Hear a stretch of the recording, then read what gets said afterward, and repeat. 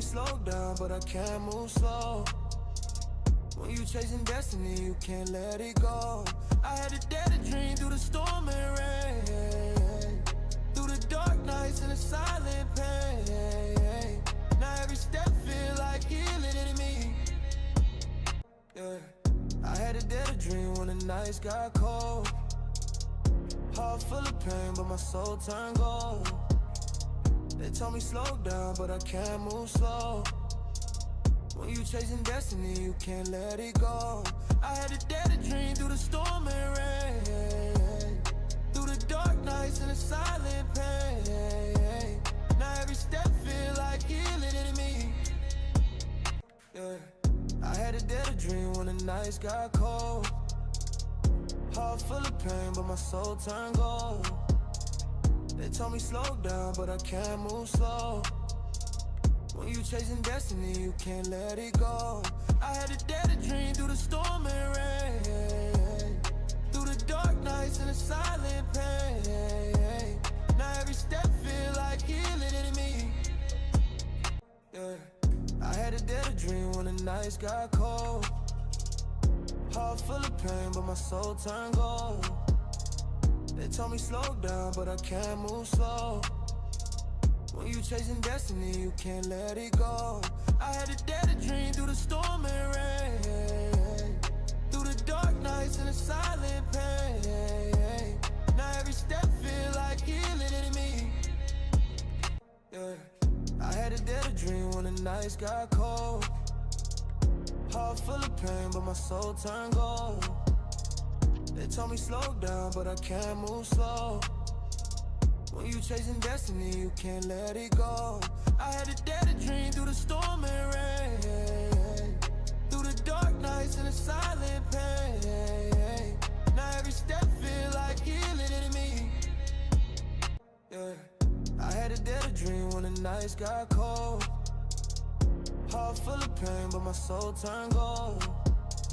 They told me slow down, but I can't move slow. When you chasing destiny, you can't let it go.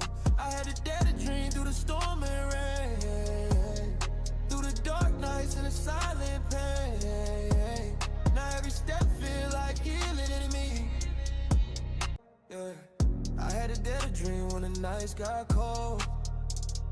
Heart full of pain, but my soul turned gold. They told me slow down, but I can't move slow. When you chasing destiny, you can't let it go. I had to dare to dream through the storm and rain, through the dark Waving nights hand and the sign welcome and to make you a thought joined Kuzi's first message of the stream fire. Yeah, I had to dare to dream when the nights got cold. Heart full of pain, but my soul turned gold. They told me slow down, but I can't move slow. When you chasing destiny, you can't let it go. I had to dare to dream through the storm and... What do you mean that's not tough? What are you talking about? What do you mean? Your name is I'm a guy that joined cause yes. What? What in the world?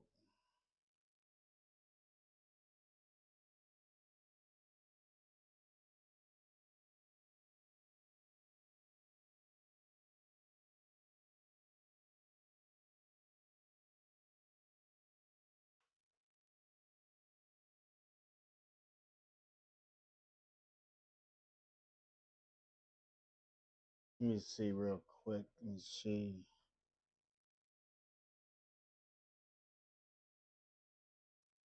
What's good with you, Brittany? What's popping? What's good with you? What's good, everybody that's chiming on in?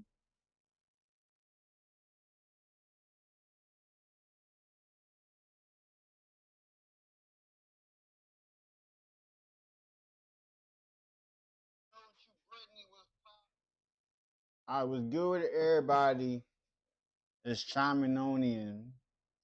So, the topic of the day, I spoke about it on my TikTok. I'm going to post the video because I'm not going to be on here long because We have I have Bible study, my wife and I.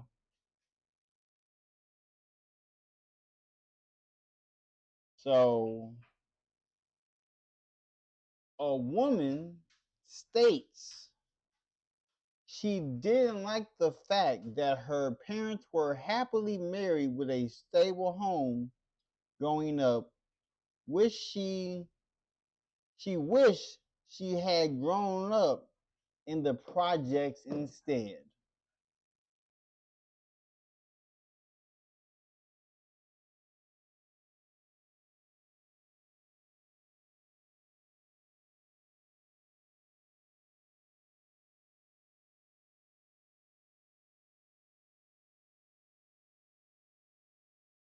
Because everybody romanticizes struggle too much. I'm a person who has never experienced struggle. Then when I tell somebody that, they be bamboozled. They be thinking I'm a unicorn when I tell them that I never went through struggle. I don't know what that is. So,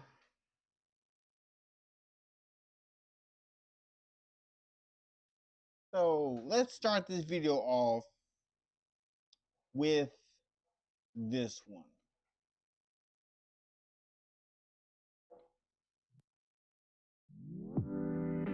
Hold up, real quick.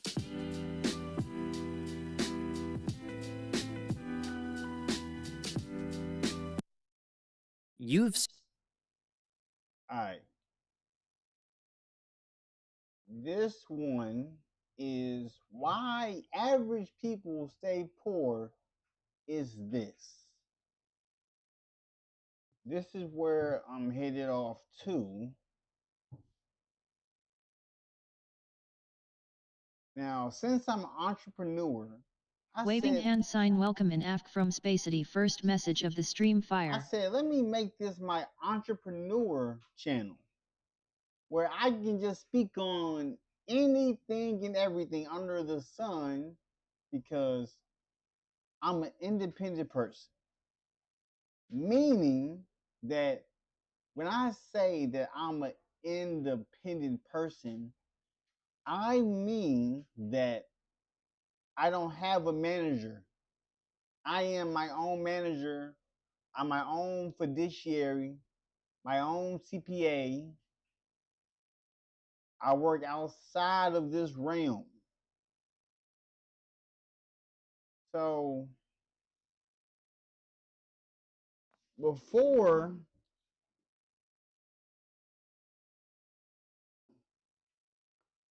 I'm about to make a sandwich because I'm hungry. So let y'all sit right there as I make my sandwich.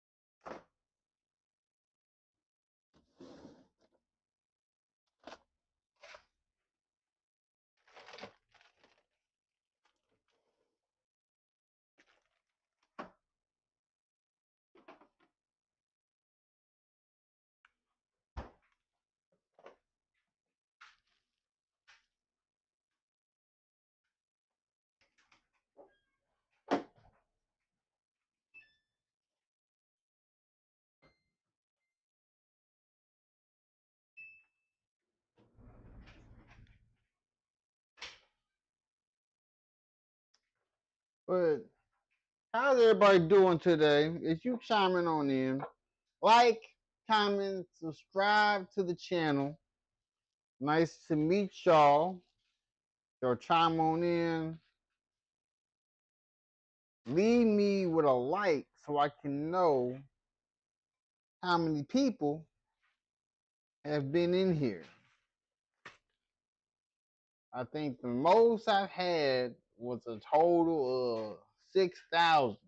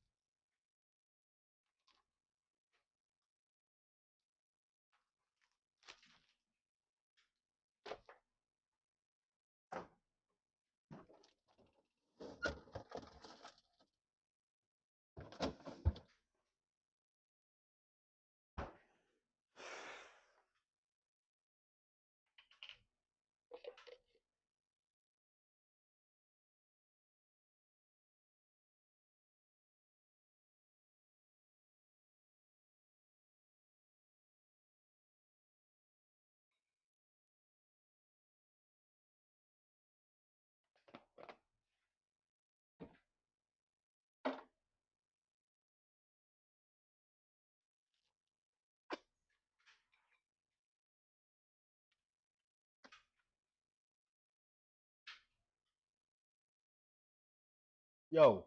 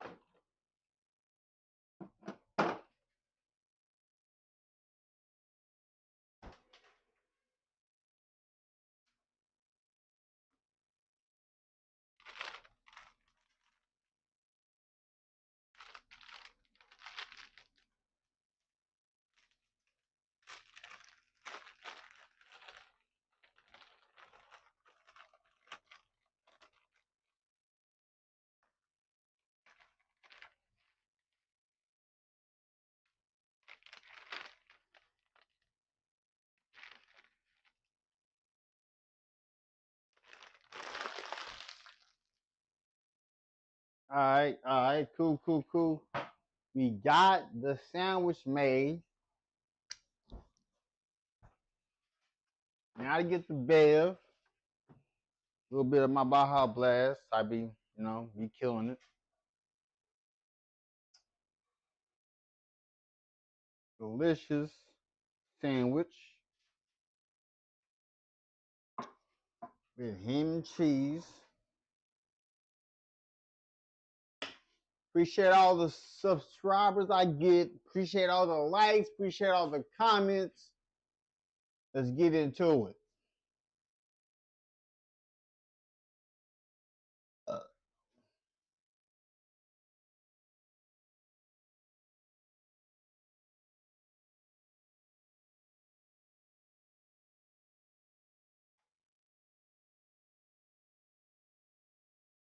Why average people stay poor? Why? Why do average people stay poor? Let's find out.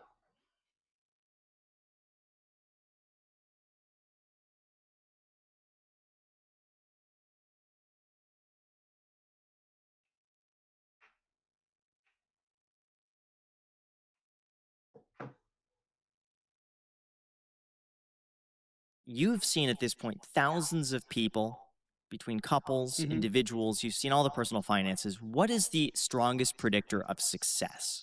Strongest predictor of success, it's when they have a really good story about weight loss or grinding through a degree or working through a family struggle and helping someone else. When they've buckled down and actually accomplished something, even outside of personal finances. Like I know, you have the capacity to lock down, go through some uncomfortable months or even potentially years if it's really bad, and get this shit done. Especially those that have gone through, like, so we've had people that come on and they've lost hundreds of pounds, and I'm like, shit, man. Okay, if you went through how hard that is, I know you can take a budget, take some tools, take some resources, and actually improve your life. Or when they've saved family members or friends or gone through really hard degrees with no support, that it's past behavior is indicative of future results or something, right? So it's when people have really accomplished some hard things in the past, I know they can buckle down. Now, on the other side,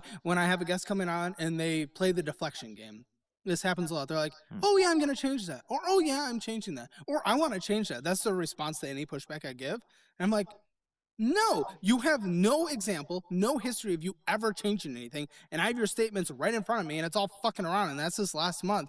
You can't just, your response to everything can't be, I'm changing Waving that. I'm going to change that. welcome in Because that isn't it. first I can take message of that the word from stream someone fire. that lost weight, went through a really hard time in life, and went from homelessness to back. That I can believe in that person. But when someone hasn't actually had the struggle or done the turnaround at any point in their life, and they're just like, yeah, I'm going to do it.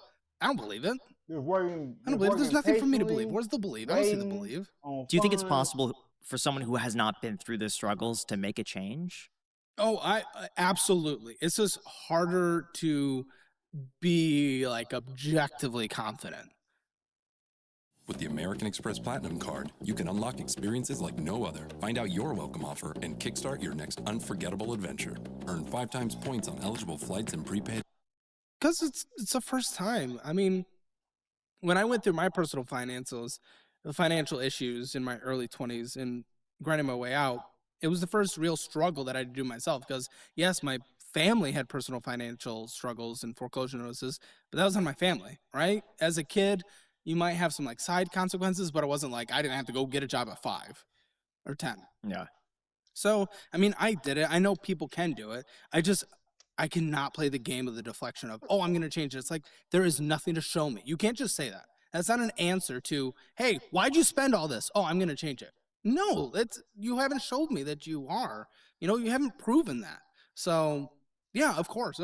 But it is harder to get in to that motion of really changing your life for the very first time ever, when you haven't done it before. What's the most insane purchase that you've seen from someone who is broke? Well, OnlyFans is a pretty bad purchase. Paying for titties in 2026. I will say, ethically speaking, it could be more ethical than free. Jack, the hub does ads. The AdSense on the hub The AdSense on the hub is crazy. I hear actually the hub pays really well. Really and that well. some creators are uploading their non-explicit videos to the hub and actually making like decent money from it. It's like making members content versus posting it on Maine. Maine does really well. Like it's so no, I get it. But I mean that's stupid. I'm sorry. Titties are everywhere. They're free. Why are we paying for them? That was a dumb purchase. You always got the car, the $100,000 Ford Texas Ranch Ranger fucking F1000, and it's just, oh my fucking god. Or when someone thinks they got a nice car and they got like a Dodge Charger and they souped it up for like $50,000, and I'm like, what are we doing? Why Dodge Charger? Why? So cars are always a horrendous thing. What's the biggest car payment you've seen? 2,000, I think. 2,000, and it was a truck. It was a truck, yeah. How much were We've they had making? a couple that was around 2,000. How much were they making? Well, it definitely wasn't in their budget, I'll tell you that. I mean, usually around the show, people are bringing in like 5 to 6. So they're spending like 35% of their income on the car. Yeah, but they could have been a $3,000 income. I that was like a year ago, so I'm not exactly sure on their number, but it was about a $2,000 truck payment, and we've had that I think twice now. What's a classic broke person car? Dodge Charger is definitely Wow. highest level of repos, I think, one of them, right? Or Challenger. I don't know. They do gravitate to like those like weird muscle cars. It's classic. That and a big ass truck. Americans in their big ass truck. I don't know why, man. What would you say are the financial death sentences that people do? It's the micro purchases.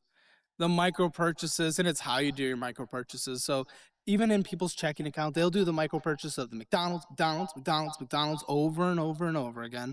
But they don't think it's much because it's $10, it's $12. Then it's every day, every other day. Or the energy drink. The energy drink thing is huge, man. People are going in and buying $5 energy drinks every day on the way to work. Every day. And that shit stacks. But then you can do it wrong. You can do it on a credit card that is building interest. So it's even worse than on the checking account. Or you could do it even worse. Do it at a 35% interest rate on Klarna. And then this is what we have now on our show. People buy their energy drinks on Klarna. And then they'll pay their Klarna minimum monthly payment with their credit card. And then they'll pay their credit card with like a personal loan. It's just like debt for debt for debt for debt. Man, that's insane.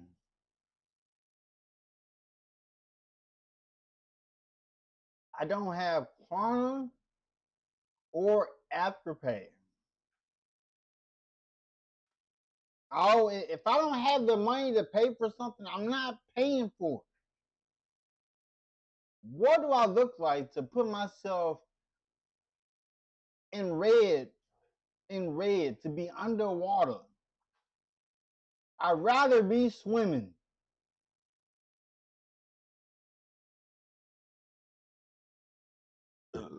And the longer you push that out, the further you push it down that debt train, the longer it takes to pay off the debt. But it's those micro purchases are what's killing everyone. It is a high car payment, or it is the micro purchases that you're like, it's not that much, but I'm going to do it over and over and over again, and it stacks up way higher than you'd ever think. Where do you think the balance is, though, between scaling back on micro purchases and putting that effort towards making more money?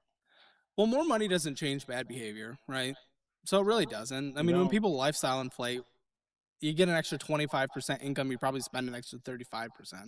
So before people ever aggressively go make a lot more money or go through bankruptcy, credit card transfer, personal loan, whatever it is, those can all be really good tools.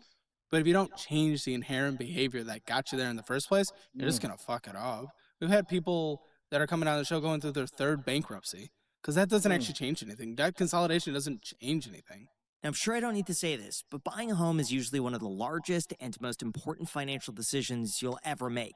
I have never in my life went through a bankruptcy. I've been alive over 31 years.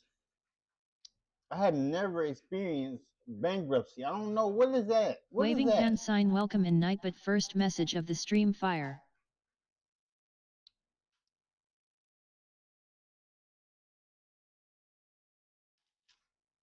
Hey, look.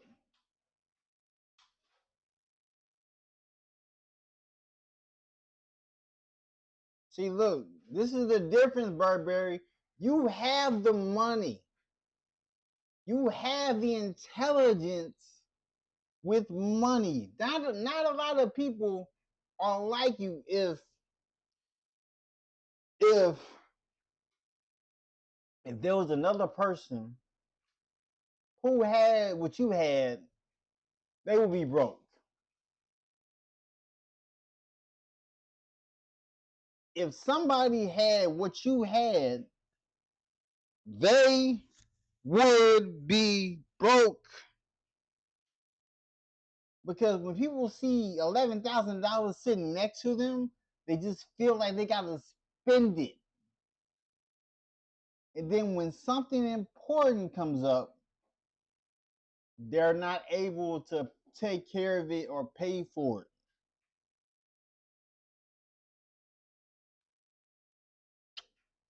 And with rates moving around, it's easy to feel the pressure to act fast. But the truth is, the right time to buy or refinance is when you're financially ready. That's why today's sponsor, Churchill Mortgage, stands out. They're not a transactional lender. They're a trusted guide focused on helping you build a smart, long-term plan for homeownership. And what really makes Churchill different is their focus on readiness. They walk you through your entire financial picture and help you understand what you could truly afford, not just what you could qualify for. It's way more than just a mortgage. It's a strategy. And we've actually had Dave Ramsey on the podcast before, so we've talked firsthand about his philosophy around debt-free living and financial peace. Churchill has been his trusted mortgage company for over 30 years, which says a lot about how aligned they are with that long-term planning. They also have a 4.9 rating on Google and were named the Newsweek top nationwide mid-size lender based on client ratings. That kind of trust doesn't happen by accident. So if you're thinking about buying a home or refinancing, get a customized plan built around your goals at churchillmortgage.com/coffee.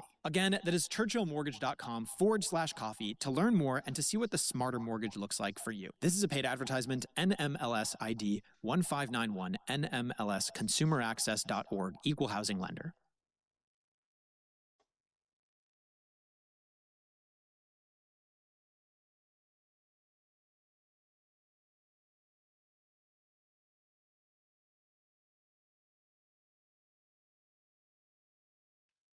I finally found the life hack to level up my finances.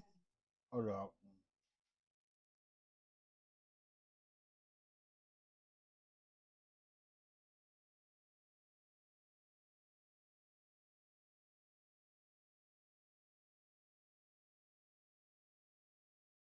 Using a banking app that rewards me for purchases I plan to make anyway. My favorite?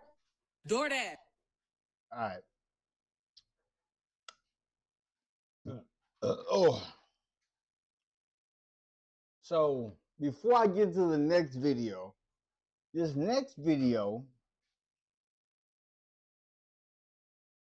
all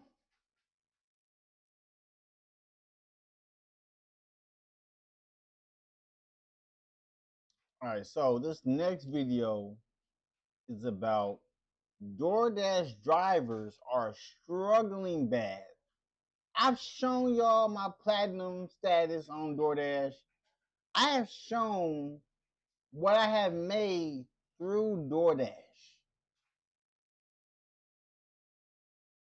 I'm the dasher that I never look at if they tipped or not. I will look at it at the end because I only would do DoorDash for 5 hours. And I would just accept all the orders. I wouldn't decline no order because being platinum, I get all the big orders anyway. So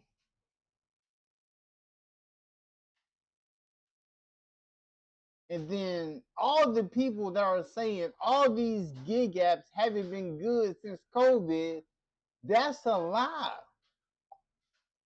I go to the nice part of Kentucky. Those people don't come outside. They got Porsches, Lamborghinis, Rolls Royces, McLarens, Ferraris. I've seen all these vehicles in Kentucky. I've seen all these vehicles in Kentucky, and I have made between $3,000 to $4,000 a month.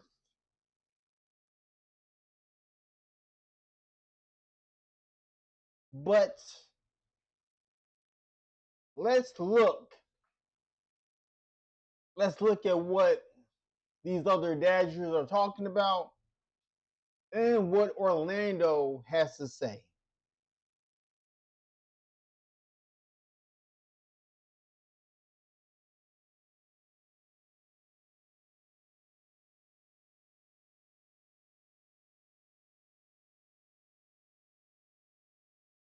DoorDash, stop penalizing us for not taking bad orders. I'm not finna take nobody order 10 miles for $3. Get back to work. Well, if you guys haven't been looking at the news, DoorDash drivers are saying they can't make it. Help me! How? How can y'all not make it? Every week I have made over $1,000 doing DoorDash. Every week. I did DoorDash was on my taxes.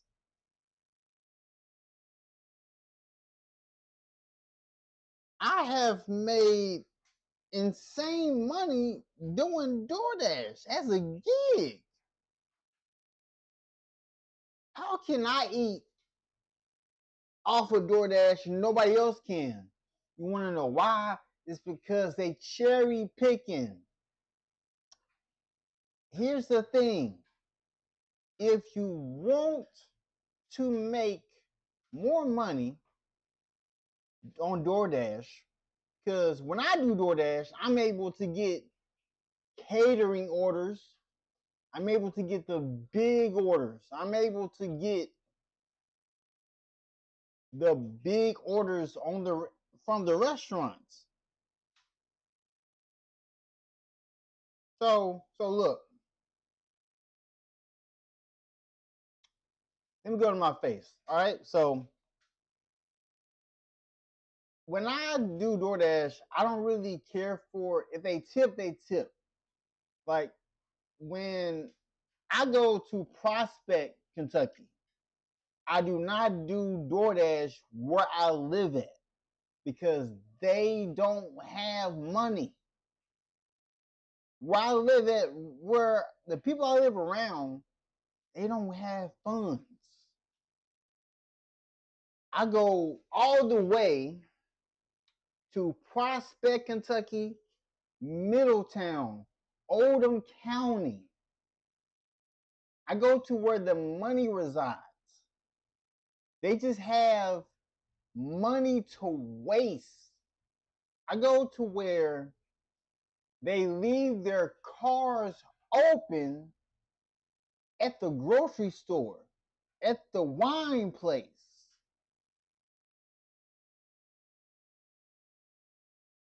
The most money I made off of one person was $75. Off of one little family that I delivered to. I got them their wine, and then I went to the grocery store for them. And yes, so yes, DoorDash pays you per hour. DoorDash pays you per hour, but at the same time, I'm able to automatically get that money. So if I was to make $150 today, I can get that money automatically. I don't have to wait until Monday to get my money. I get my money right then and there. So look, my money. So when doing DoorDash, my money goes to this card. It goes to this DoorDash Crimson card. So I could So when I get back into like driving again, because I'm just waiting on funds. So when I get back into driving again, once I like log on to Dash, I am first in line. There is not a lot of people in Kentucky who have platinum status. There'll be other dashers that I talk to, and they explain to me that they cherry pick. Then when I tell them not to do that, because that messes up their status, their ratings. Like, so I'm gonna show my stuff again. All right, so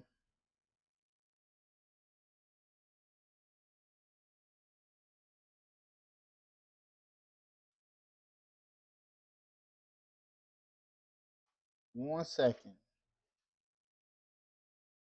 I wish I could show my past stuff.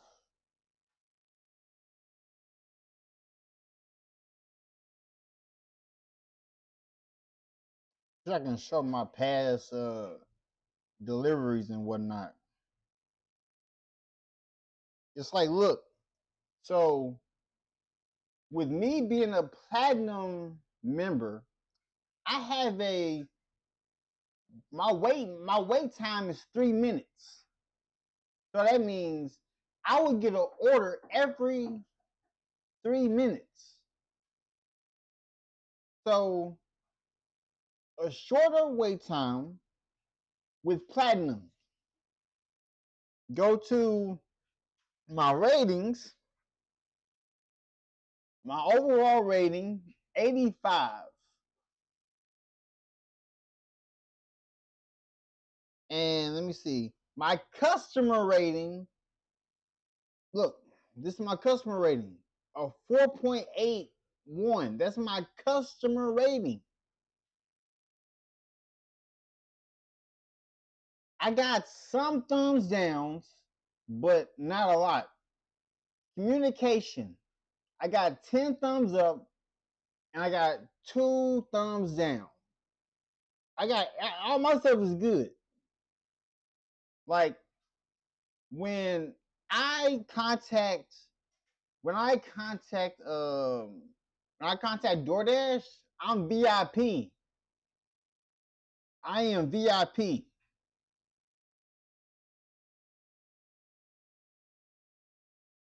I also have compliments from customers that say I go above and beyond.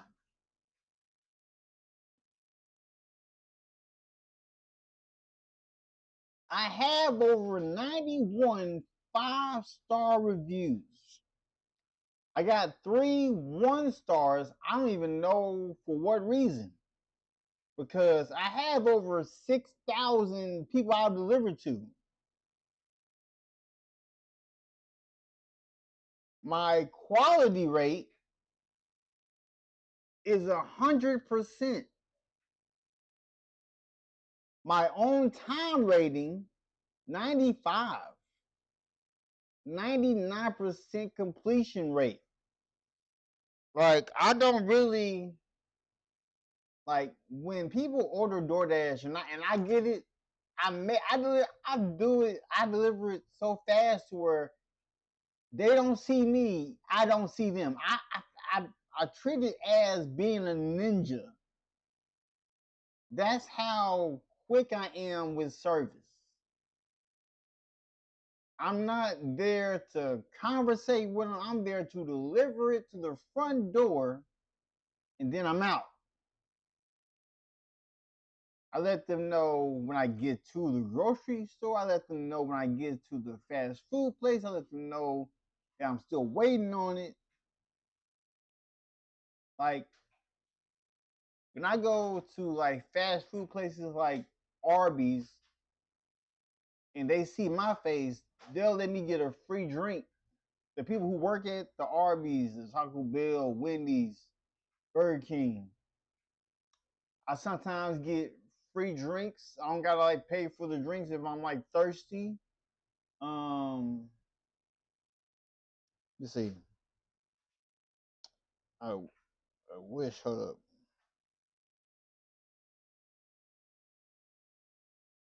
Cause look. So look. 100% acceptance rate points towards your overall rating.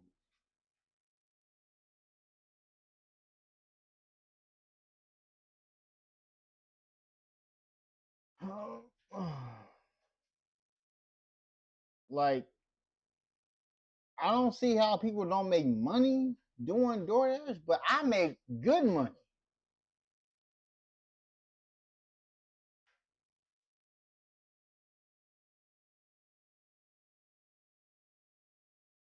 Bro.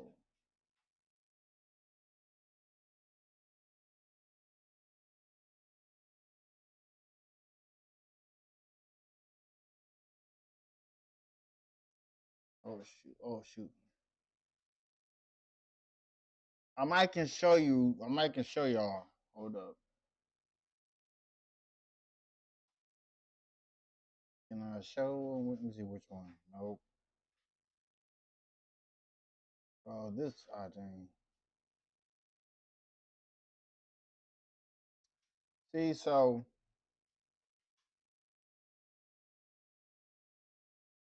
Okay, so.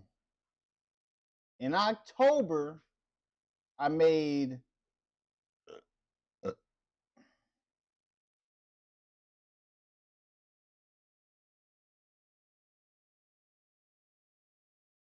In October, I had made over 1,400.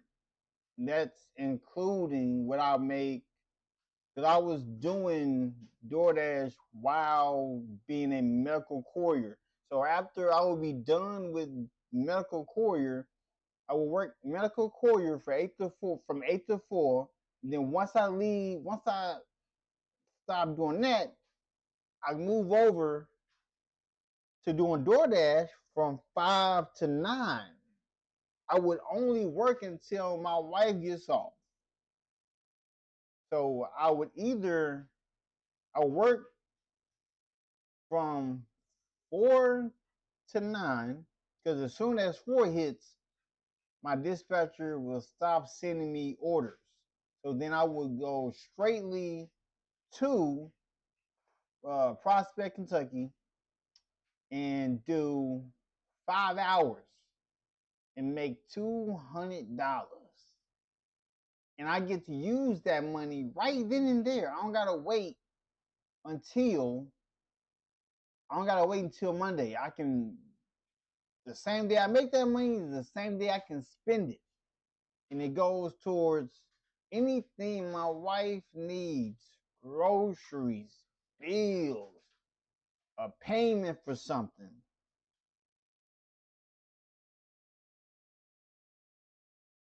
What else? Let me see. And then in September of last year, this is what I made. This is what hold up. I wish I can like show it. So in September, I had made almost $3,000. So I don't know how people ain't making no money, and I can show y'all that the money that I made. So in 2025, I made, because this got what I made. Oh shoot, let me just show. Yeah, I made over 12,000. I made over $12,000. But I didn't even work the whole year. I just did maybe 5 months. I just did 5 months.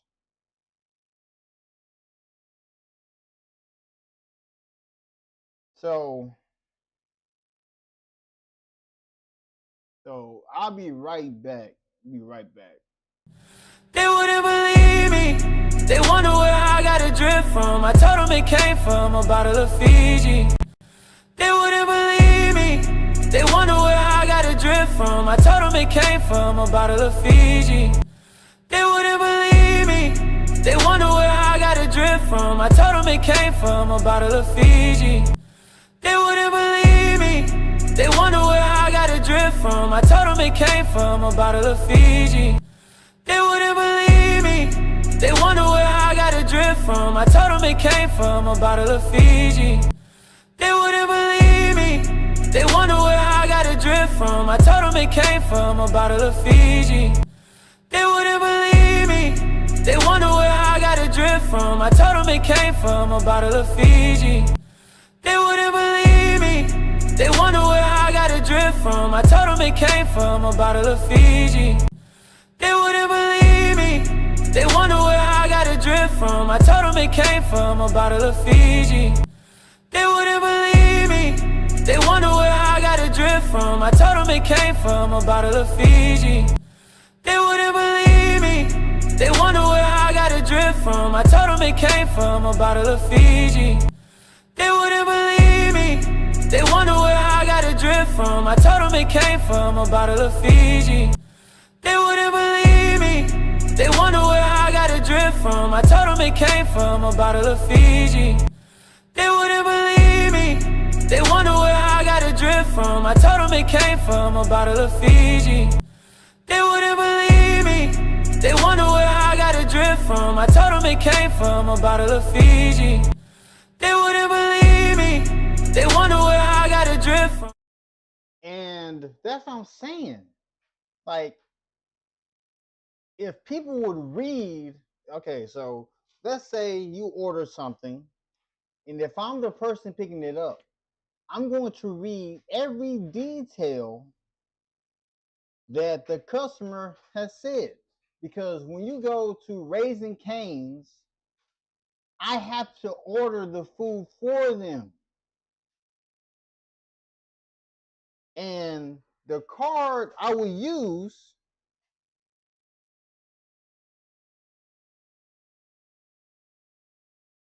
is it in here?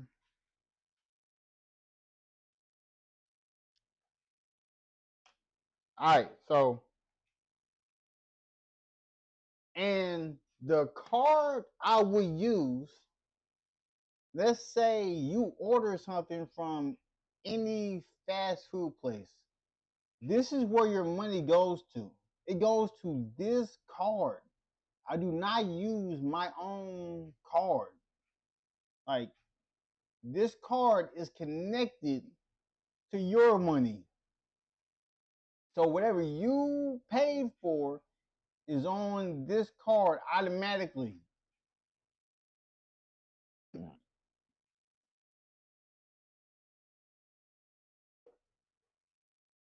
And anytime I can just do this for an hour. Whatever I make in that hour, I'm gonna get it. What else? But let's go to these videos to see. Cause I have made in 2025, I only did like maybe 5 months worth, I think.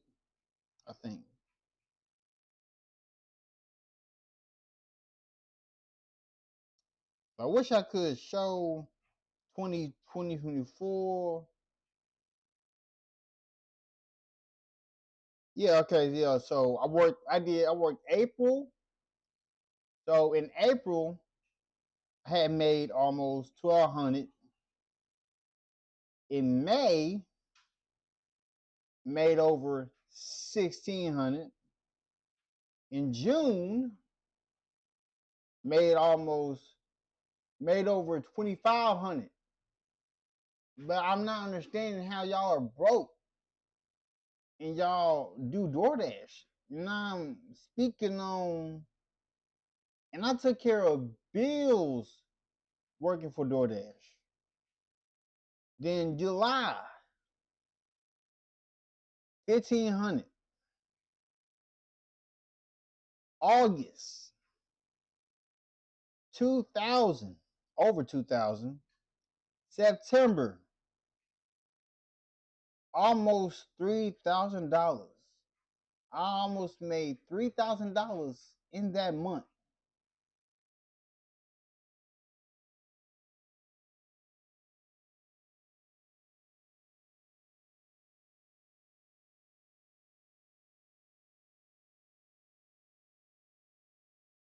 Like I would use DoorDash to pay my mud flap card. So I wouldn't have to use my medical courier money. Then you go to October, over $1,400.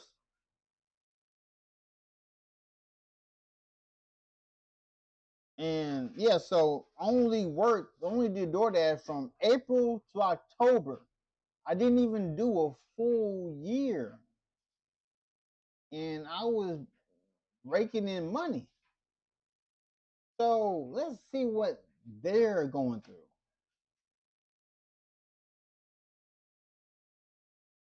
Let's see.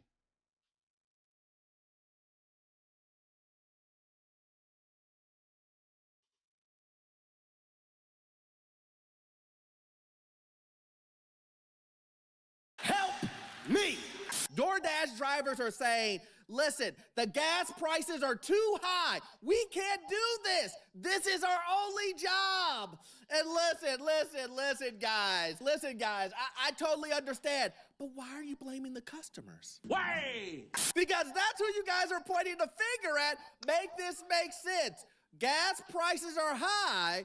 What does that have to do with the customer? Matter of fact, some would say it's a side hustle. Some would say, why don't you have that same energy for DoorDash? You know, the corporation that you shouldn't be loyal to, because we all know what happens when you're loyal to a corporation. But listen, I get it. We're gonna go through it, guys. You guys need to hear it because I want you guys to understand. I need you guys to understand that this is going to get worse. Get ready. It's not just gonna be your side hustles. It's just not gonna be your real estate agents. It's not gonna be just your jobs. Everything is gonna get high. Everything is gonna get tough. And this is the reason why on this channel we say things like sit on the sidelines with a purpose. My name is Orlando. Welcome to the channel, guys. Make sure you hit the like and subscribe button. It really does help out the channel. We're trying to get to 200,000 subs, and I need your help to get there, so please hit that subscribe button. Also, too, guys, you know what I'm about to say. I have a newsletter, and it's completely free. How can you beat free? You can. Also, if you need any type of financing that deals with commercial properties or investment properties, I'm your guy. I've been in Atlanta for almost 20 years. I can. Look. Oh, look.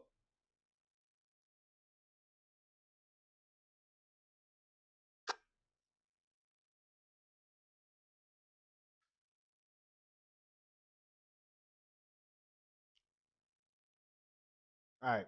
So this right here. You see this right here at the top. This right here. It's never late medical. That right there. That box right there, that is all the gigs that make me money. Those are all the gigs that I use to make me money.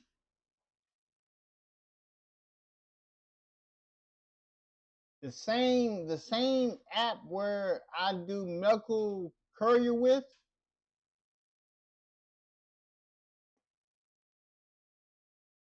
is that green one that says CXT driver. That's the one where I make all my medical courier money from. My dispatcher lives in Tennessee. He lives in Tennessee. He sends me loads. So when I'm in this home, this is my starting point every day I work. Every day I work.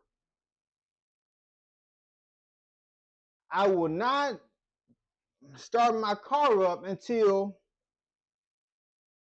my dispatcher sends me an order because I deliver from hospital to hospital. So I don't only get paid. So everything that I'm picking up, I get paid for. So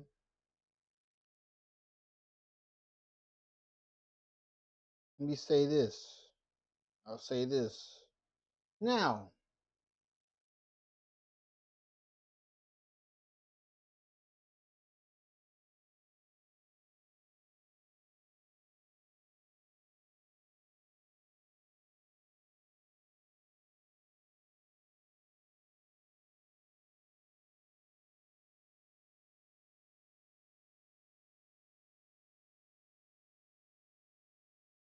let's see. Now, so when I got into that wreck, October 27th, I'm going to tell you how many runs I did in the months that I worked. Because I still have my contracts. As soon as I'm back driving, all I got to do is hit my contractor back up and we start back like I never left. So from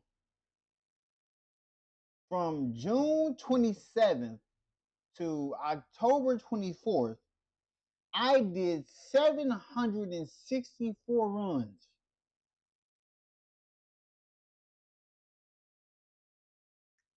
Meaning I did between 50 to 60 a week.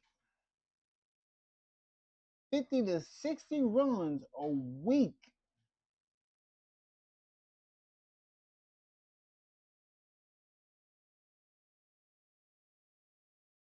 But people want to make it seem as if I'm not speaking the truth. I have shown proof that money can be made out here. In Kentucky, it can be made. But a lot of people be cherry picking.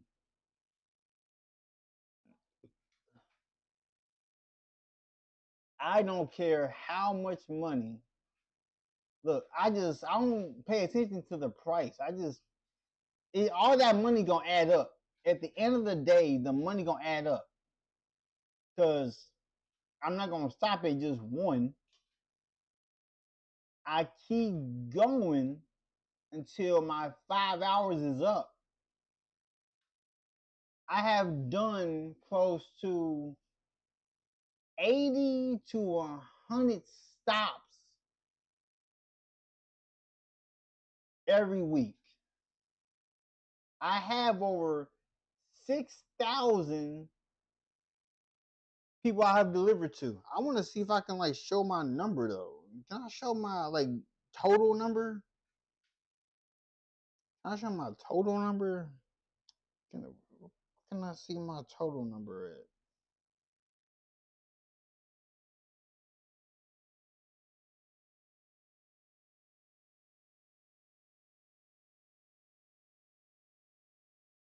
Because look, when I have a platinum rewards, this is what it shows me. It says platinum offer boost. With platinum, you are getting the highest offer boost. You'll have shorter wait times on average than lower tier dashers. So you spend less time waiting and more time earning. I'm just using what DoorDash gives me. Top priority for high paying offers. With Platinum, you are getting the highest priority on high paying offers based on total pay. This increases your likelihood of receiving high paying offers happening in your area. priority access to large orders. You will be prioritized for large catering orders, which can mean bigger tips and higher earning potential. And then I got the VIP Dasher support. You know, all those other Dashers, I can talk to support like that. When I call Dasher support, they automatically answer the phone for me. And then I get discounts on DoorDash. I literally get 30% off every other Monday, up to $10. So I have a automatic discount every other Monday to get 30% off up to $10.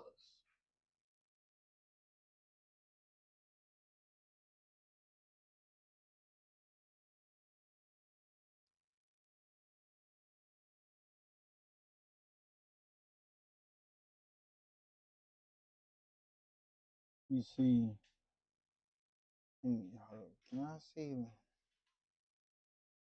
Let me see some real quick.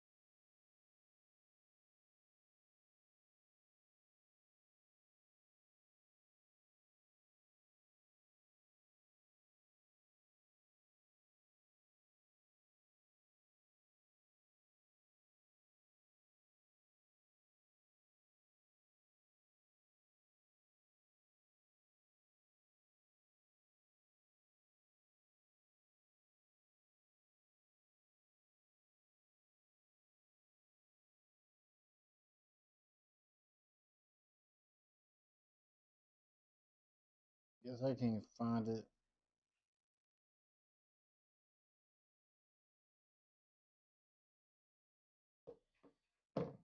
But hey,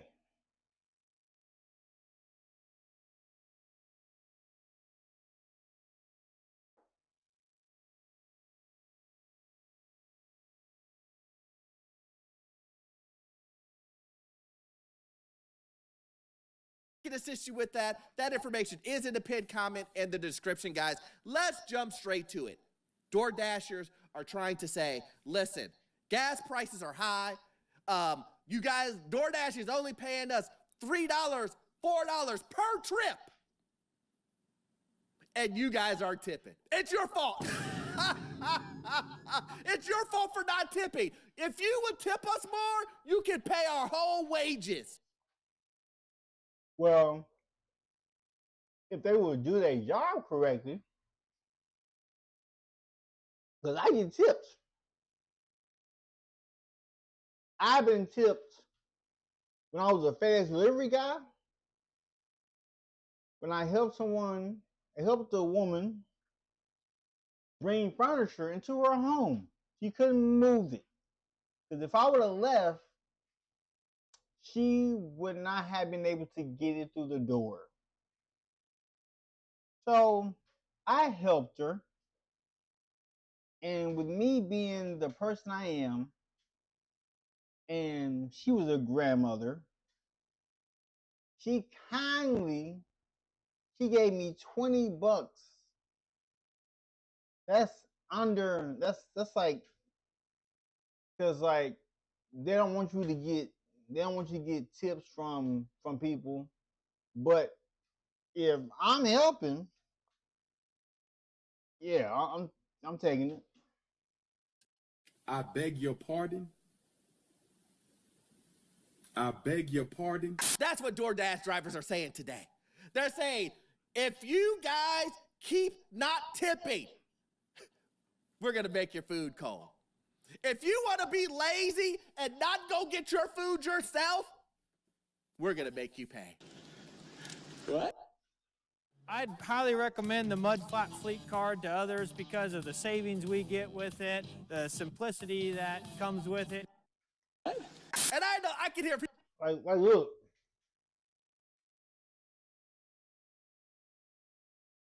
I use DoorDash to make money. I don't use DoorDash to DoorDash me food. I eat from the house. Every time I stream, this stream has never saw or heard a DoorDasher come to this house. You will never hear a DoorDasher come to this house. I'm the only DoorDasher that lives in this house. I make money through DoorDash. I don't order through DoorDash. I'm the one who I go pick up people's groceries from Walmart, Myers, Home, Lowe's, Home Depot.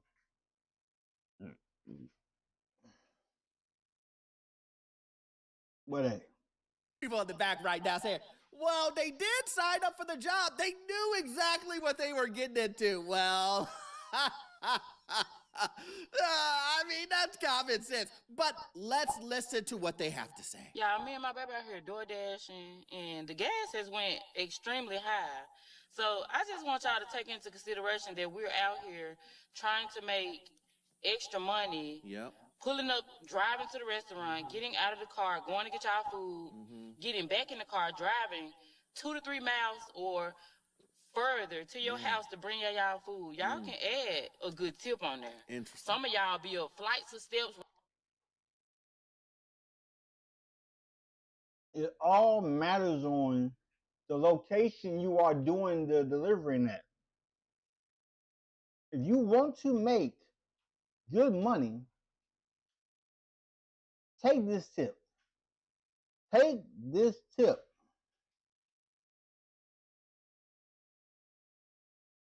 So, look.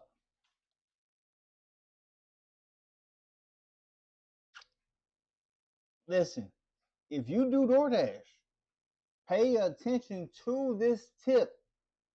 I don't like telling all my secrets on how I make the money that I make doing DoorDash. Because I literally just use DoorDash as a side hustle. Some people use it as their actual job. So, if you want to make money, go to the nice parts of whatever city you live in. Go to the nice parts. Because if you go to the bad parts, you are not going to make no money. You need to go to where the rich people live. I go to where I see mansions. I see window houses, like glass houses. I go to those type of areas.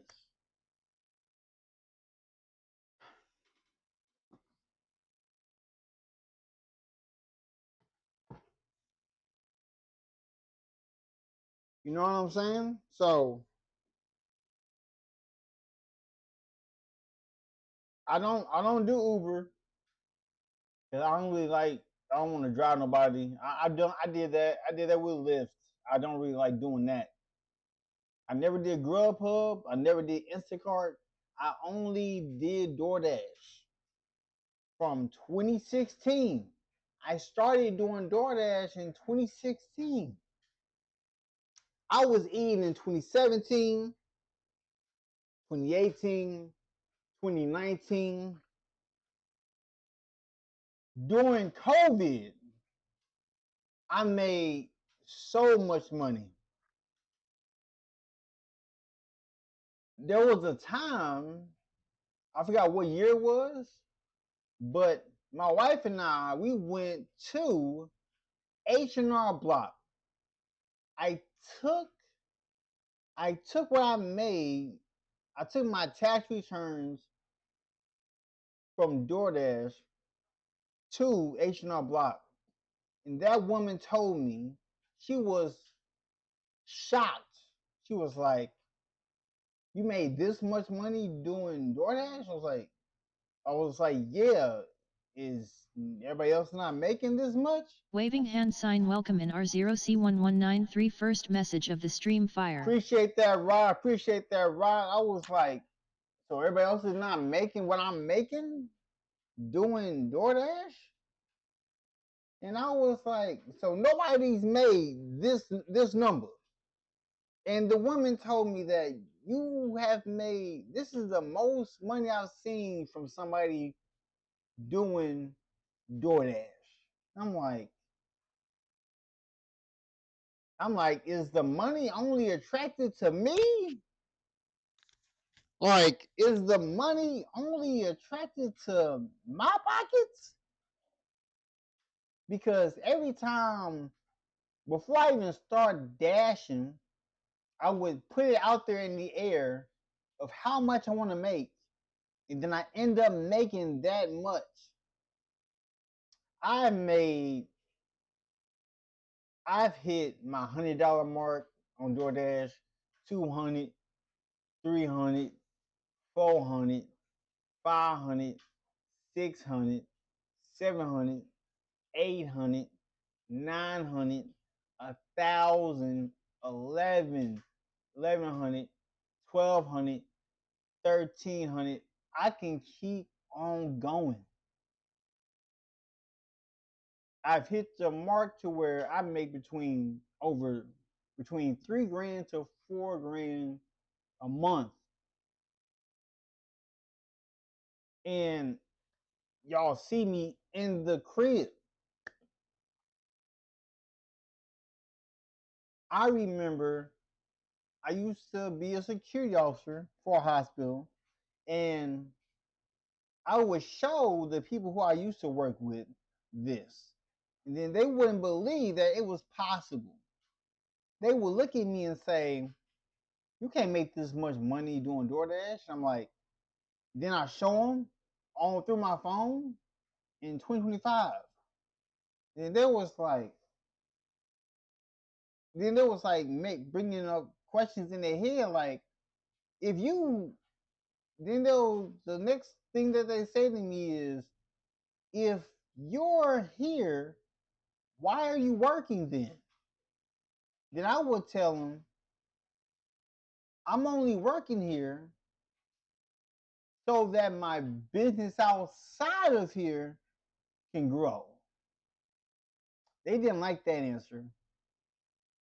That might be why the reason why I'm not working a 9 to 5. Oh.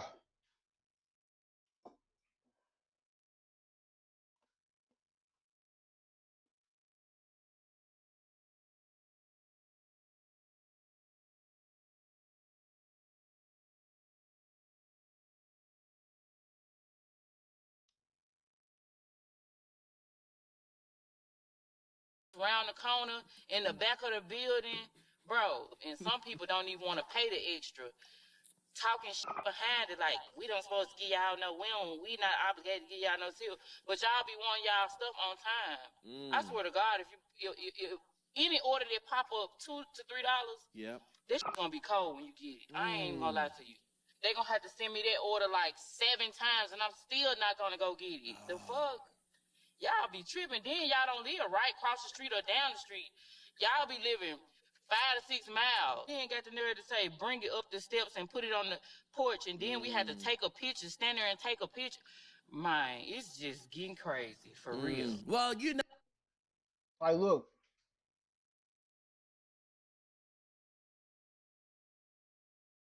See, look, this is what I do. I go get the order.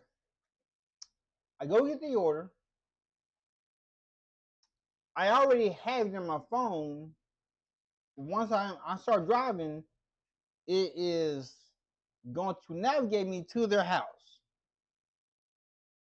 Then the next thing is, because I don't be sitting in front of people's cribs or apartments, because sometimes there be times where the customer is waiting behind that door and I have my phone already ready to take the picture. I take the picture, I'm gone.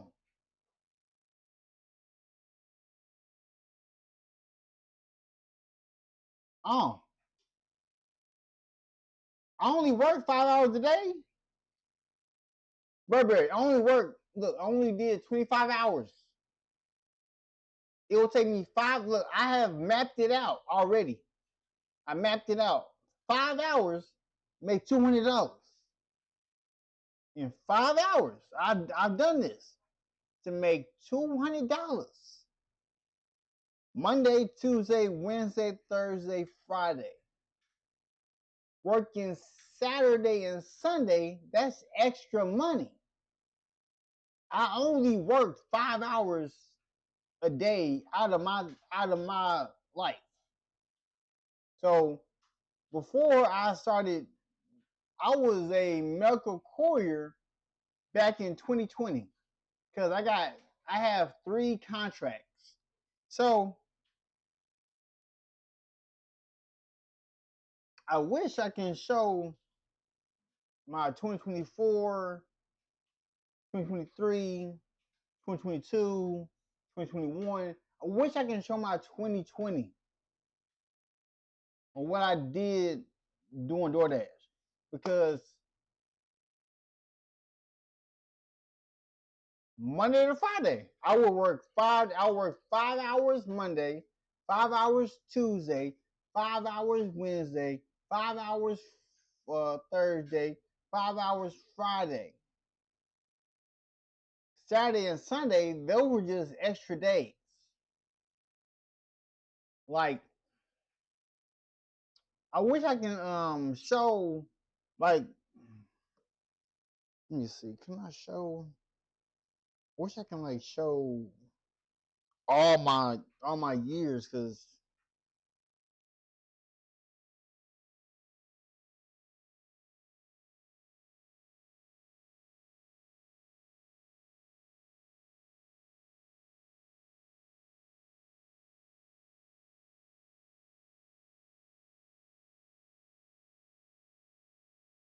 I wish I can like show everything.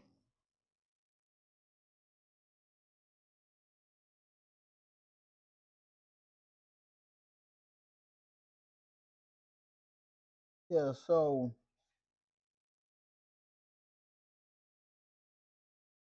let me show you. So when I first started off doing DoorDash,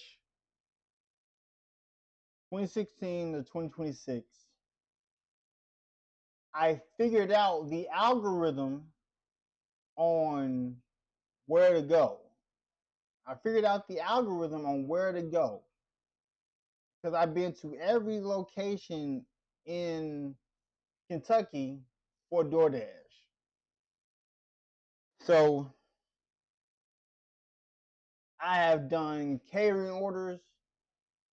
I have done deliveries for Walmart, Myers, Steak and Shake, Wendy's, McDonald's, Burger King, Papa John's. I've done credit card payments. So in 25 hours I made, yeah. So basically, yes, I made $4,000 in 100 hours.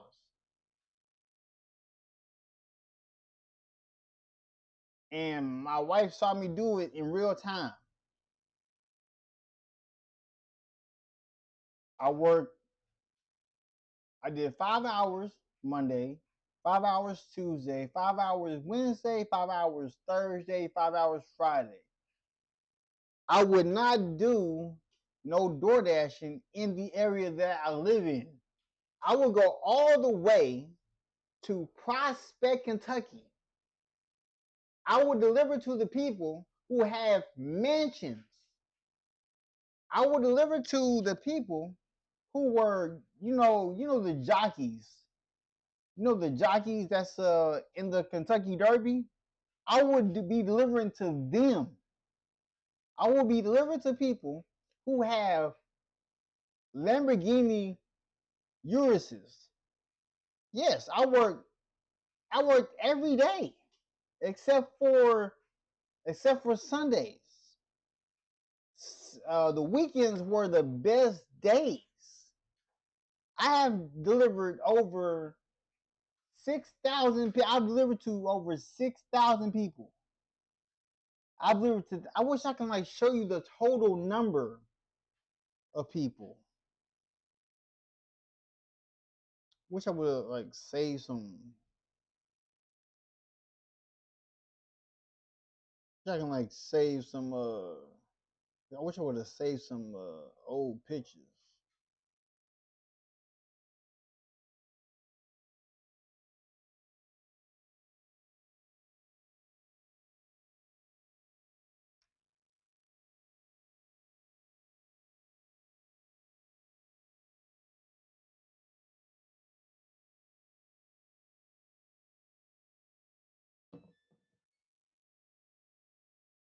I worked 5 days originally.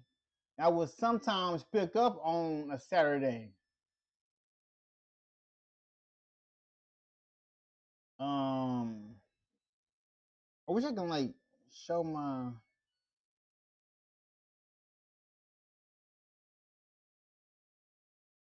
Let's see.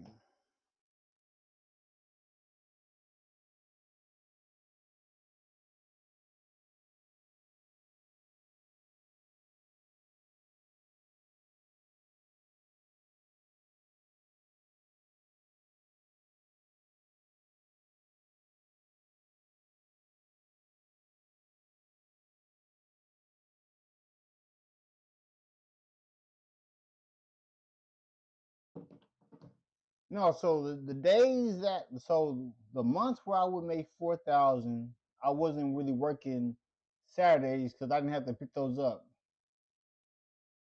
No. So if I worked Saturdays, that was just extra. That was just extra money. Like I was living, so the area where I lived at, I lived in Jeffersontown, Kentucky. I was living in Fenwick Park Place Apartments, paying $1,500 a month. Paying $1,500 a month. And I'm just a DoorDasher. I was driving a 2017 Chevrolet Cruze.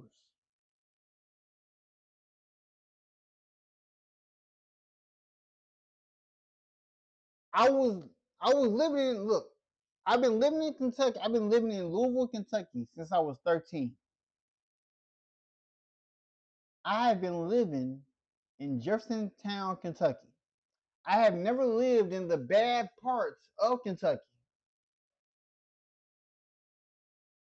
Because I am from Hot Springs, Arkansas.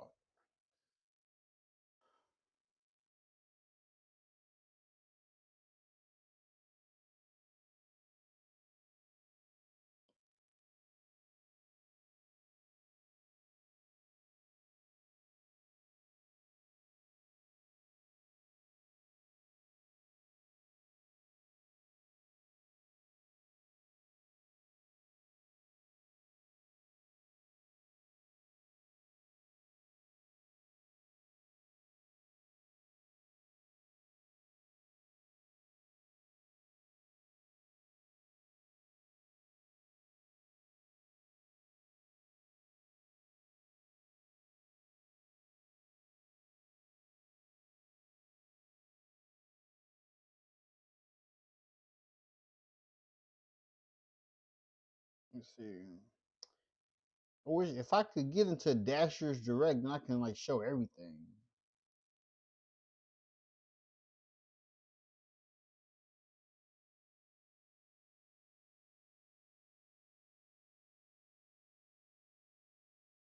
Oh shoot! Saying his DoorDash courier? Oh, it's over. It's over.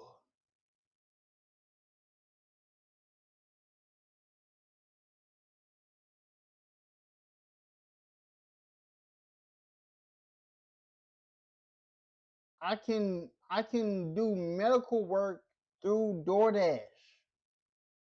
I literally just found. Oh my goodness! I'm about to be making stupid money.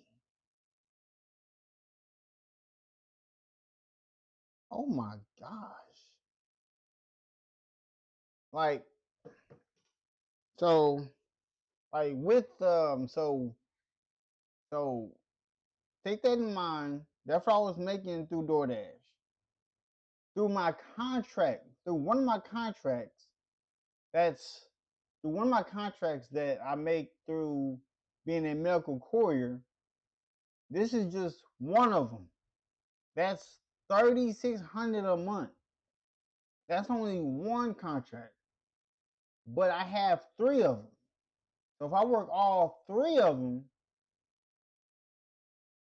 that is a lot of money. So I wish I can like show you like the whole layout. And I wish DoorDash, no, I wish DoorDash would like make it to where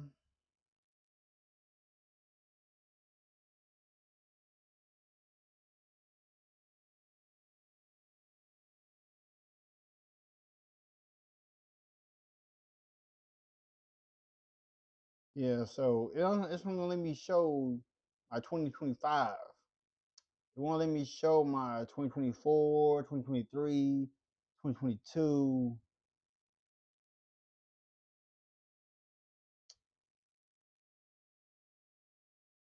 I wish my phone would like save all that stuff, but it won't for some reason.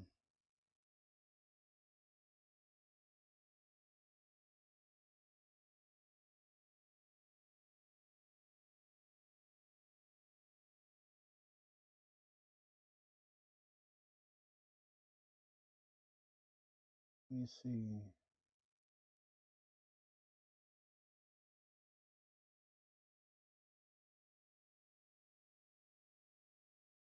What's up? This is.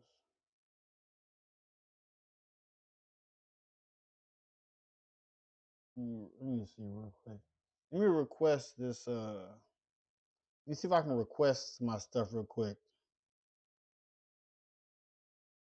Personal information. Da, da, da. Let me see if I can request it.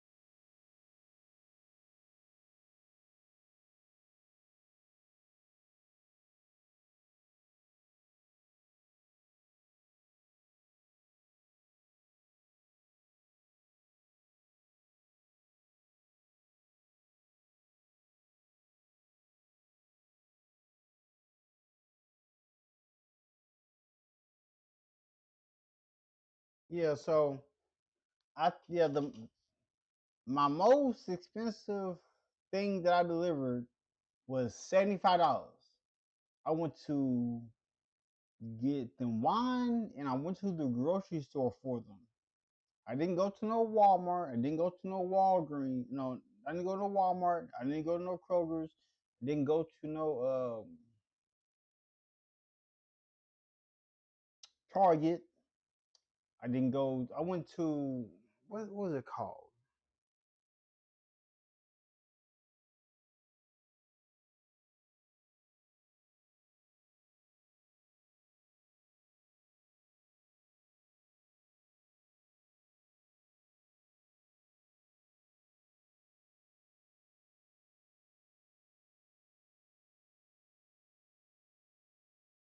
Yeah, it was called Fresh Market.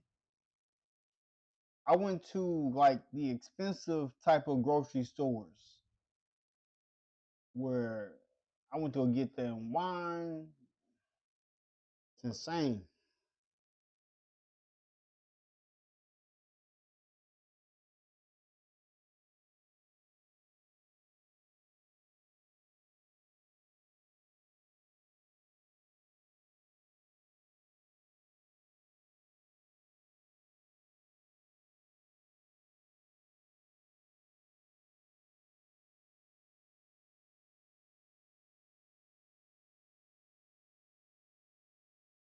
Let's see.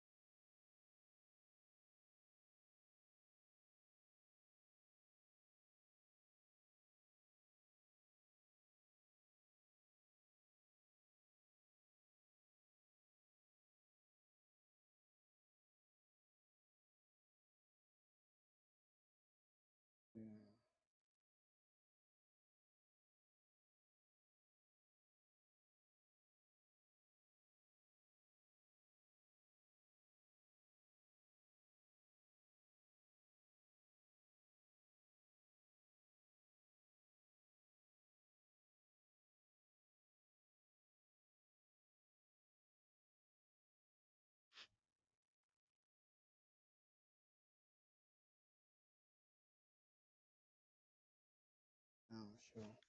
Well, I'll be waiting for that.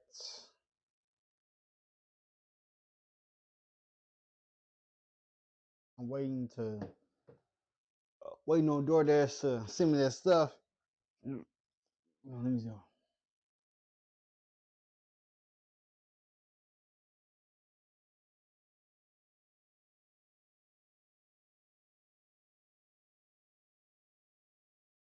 No, listen, who's gonna tell her?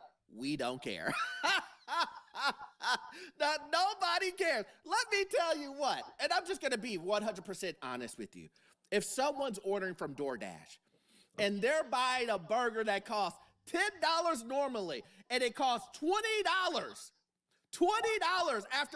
after they upcharge you for the hamburger, and then you add on the fees and it comes to $30, and then you want them to add a $7 tip to make it $37. So a $10 burger is now $37. And let me guess what?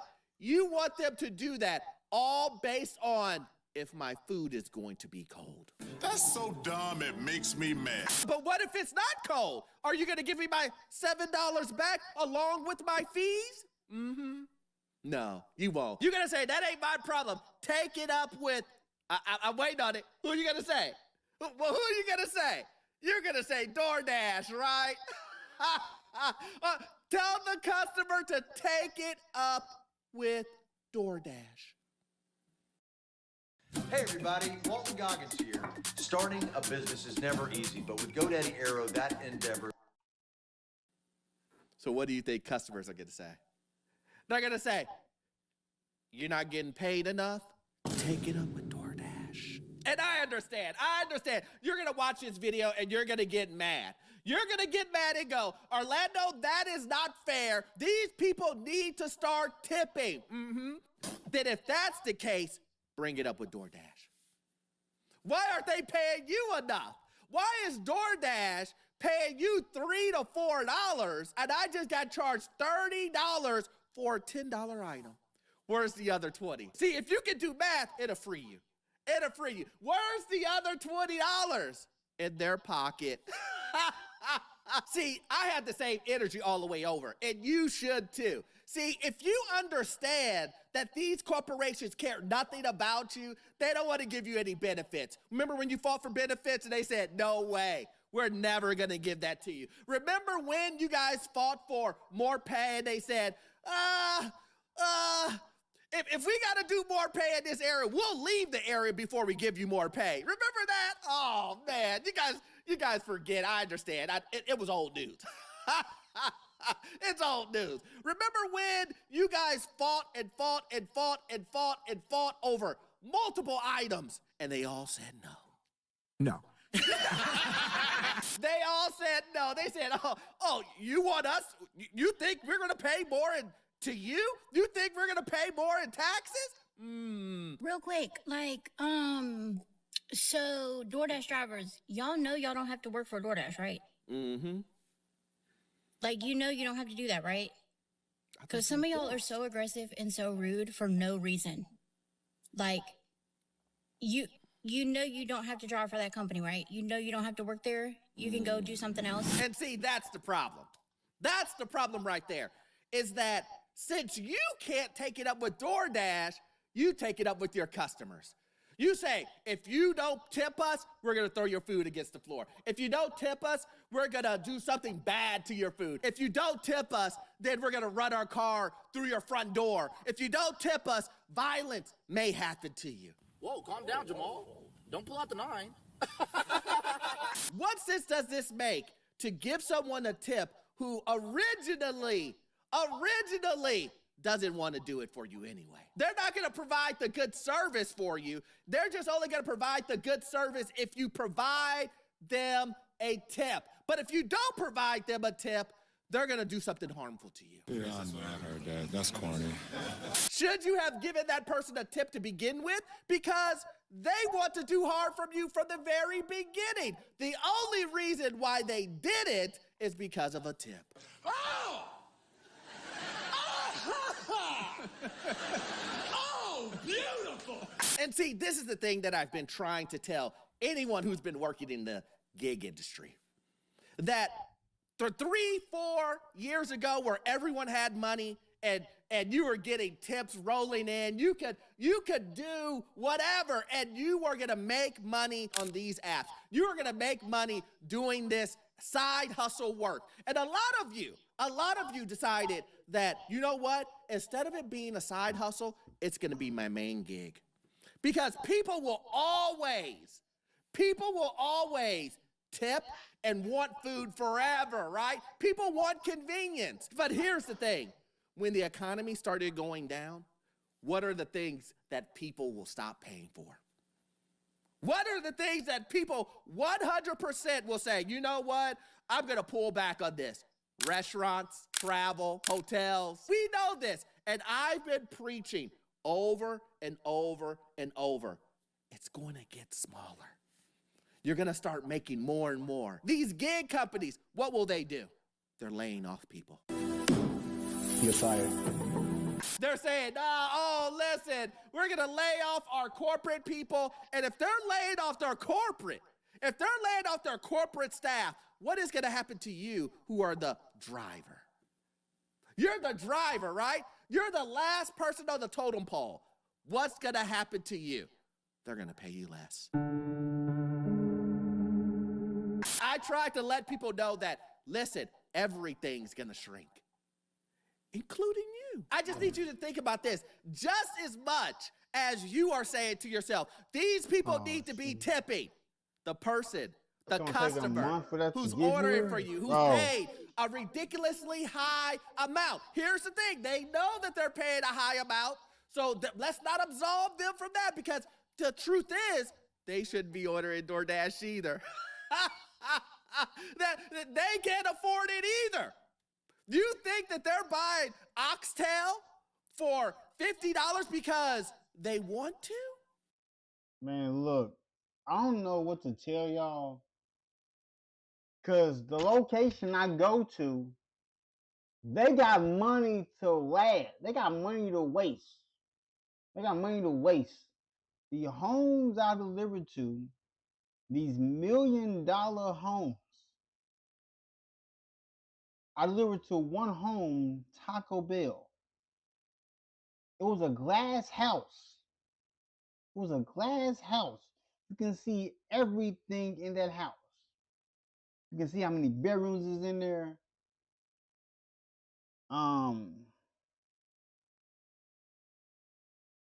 Like, I made good money doing DoorDash.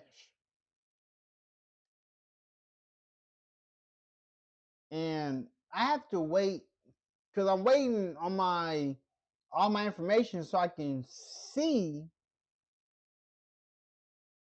all that I have did to show y'all more proof on how much money I have made doing DoorDash. So I'm going to show you what I did when I started, and I'm going to show you my best year, which is 2020. When COVID happened, I was making stupendous money.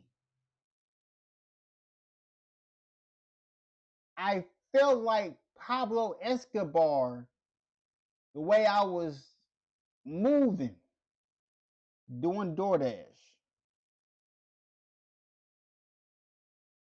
Like, when I was making this type of money, I was like, when everybody had to put masks on, I didn't have no mask on. I was outside making bread. Outside making bread.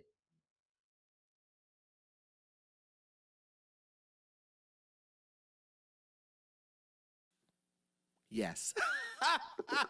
They are. They're being lazy. They're saying to themselves, this is more important. Convenience is more important than my budget. So we can't absolve them either. But we're not talking about them right now. We're talking about you. Don't be a fool. And when things go up and up and up, the money's going to come from your pocket. It's not going to come from these corporations' pockets. The corporation will always make sure that their bottom dollar, that the money that they're bringing in is more than enough.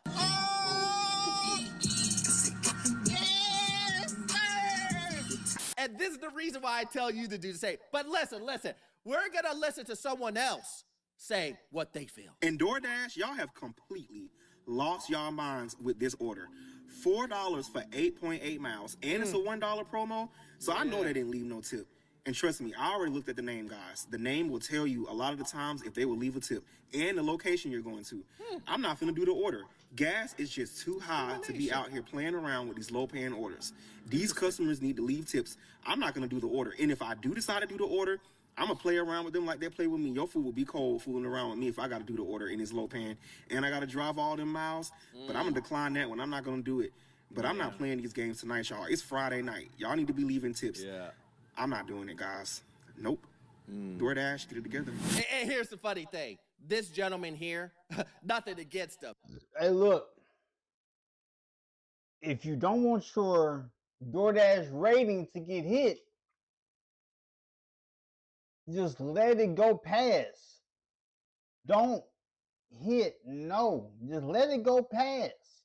Let it pass you. If that's not what you want, let it pass you. But if you want to make more money, keep taking all the orders.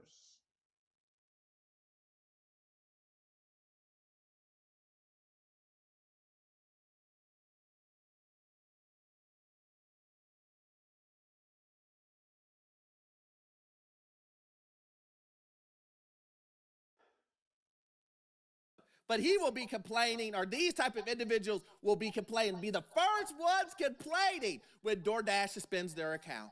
Why did they do this? What? Because, sir, you just said you won't take someone's account. Their food will be cold. Oh, these people, based on name, based on location, these people will not tip.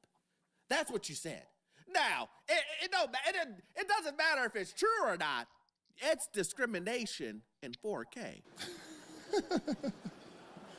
I'm just saying, listen, you ain't gotta trust me, man. Listen, I get it. You're not getting the money that you deserve for being a DoorDasher. You deserve $20 every trip. I get it. Listen, you should get 6 figures for doing DoorDash. I totally understand.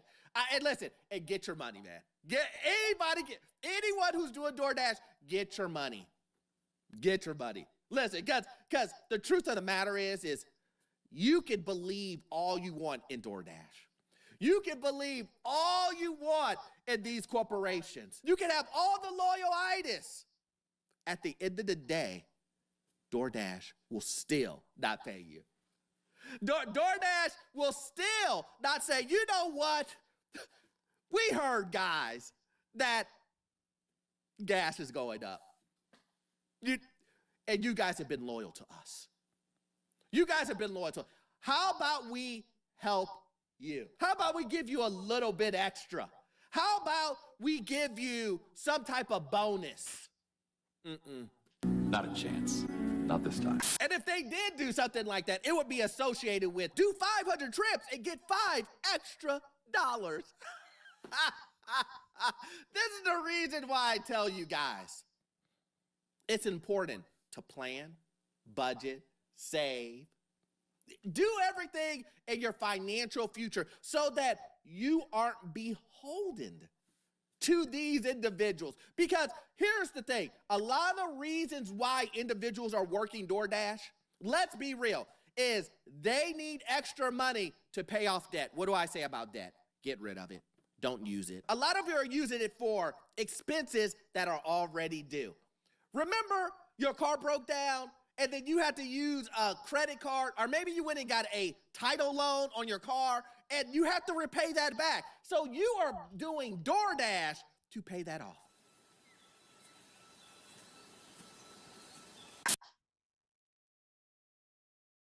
Yep, those are nuggets in there.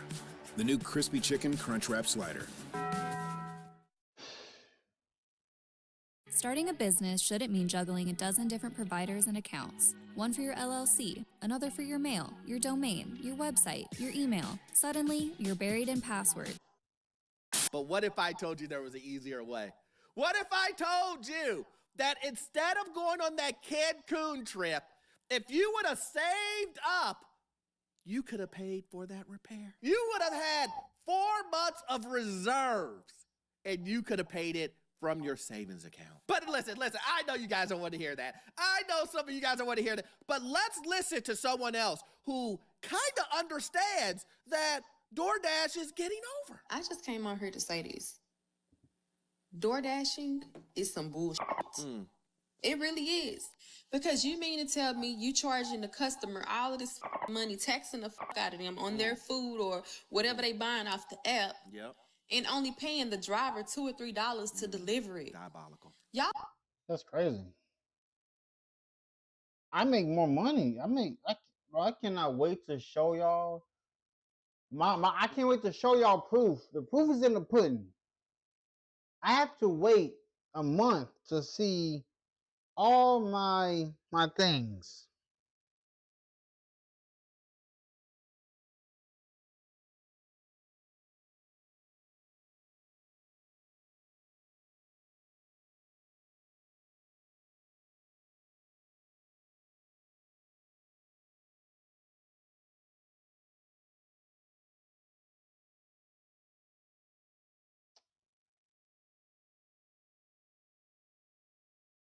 is some bullshit. And then while you're out door dashing, you have to sit and wait in certain areas just for an order to come up. And sometimes shoot. Well, when I opened up my phone,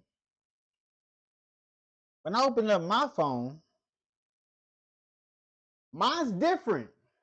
All right? So,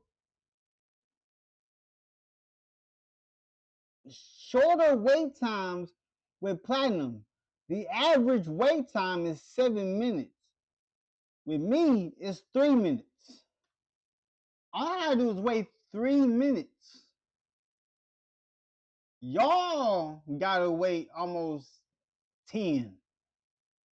As soon as I start, I can start making bread. I can start making money automatically. As soon as, like, I could turn my phone on to show y'all examples how fast money will come. But I don't want to do that because then that might mess up my ratings and stuff. So, no. Because I accept all orders.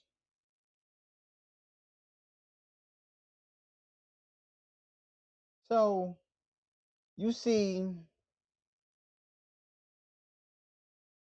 3 minutes, 2 minutes, 4 minutes, 5 minutes. It all ranges from the lowest is 2, the latest is 5. So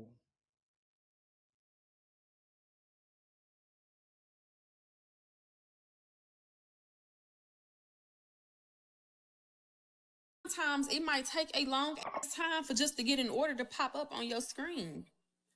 All in all, I really feel like DoorDash is some bullshit and they shouldn't be getting over on people like this. How are y'all supposed to be for an inconvenience or people that don't have vehicles, but y'all texting the fuck out of them, not paying your driver, the ones that's driving for you, the amount of money that y'all had them wait? Like, come on now, DoorDash, get it together. But isn't that crazy though? Well, even the example that I just gave, where I explained that some people are using DoorDash to take care of things like auto repair. And then you're doing DoorDash in the car that you just got repaired, wearing it out even more. I like it. It's genius. You see how that works? You're paying off a repair on your car only to get back into an industry that will wear down the car again. And listen, I'm not saying that you should do it. I'm just saying, let's do the math here. Let's do the math here. There's an easier way to do this. That's all I'm saying, guys. There's an easier way. But here, listen, guys, listen. I found a video. When they found out that you guys weren't getting paid much because they're the ones who paid you, and they said, they heard you. They heard that gas prices are through the roof and that gas prices will continue to go higher. And they said to you guys, listen, we feel your pain. We feel your pain. And listen, I thought to myself, man, I didn't even think they were going to respond. But they did, guys. They responded.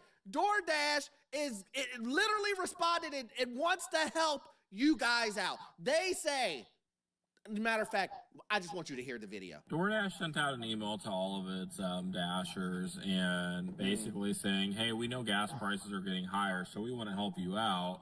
So if you drive 125 miles a week, we will give you $5 to help you out with gas. Or if you drive over 250 miles a week, we will give you $15. Hey, look. Hold up.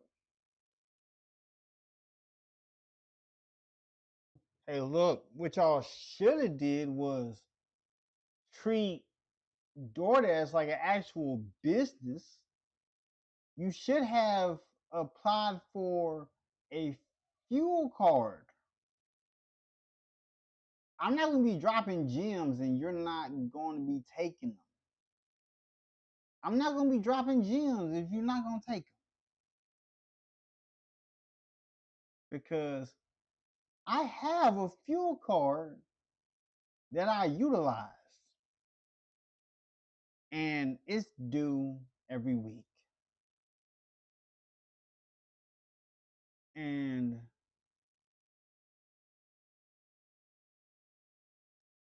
I said as much as I needed to.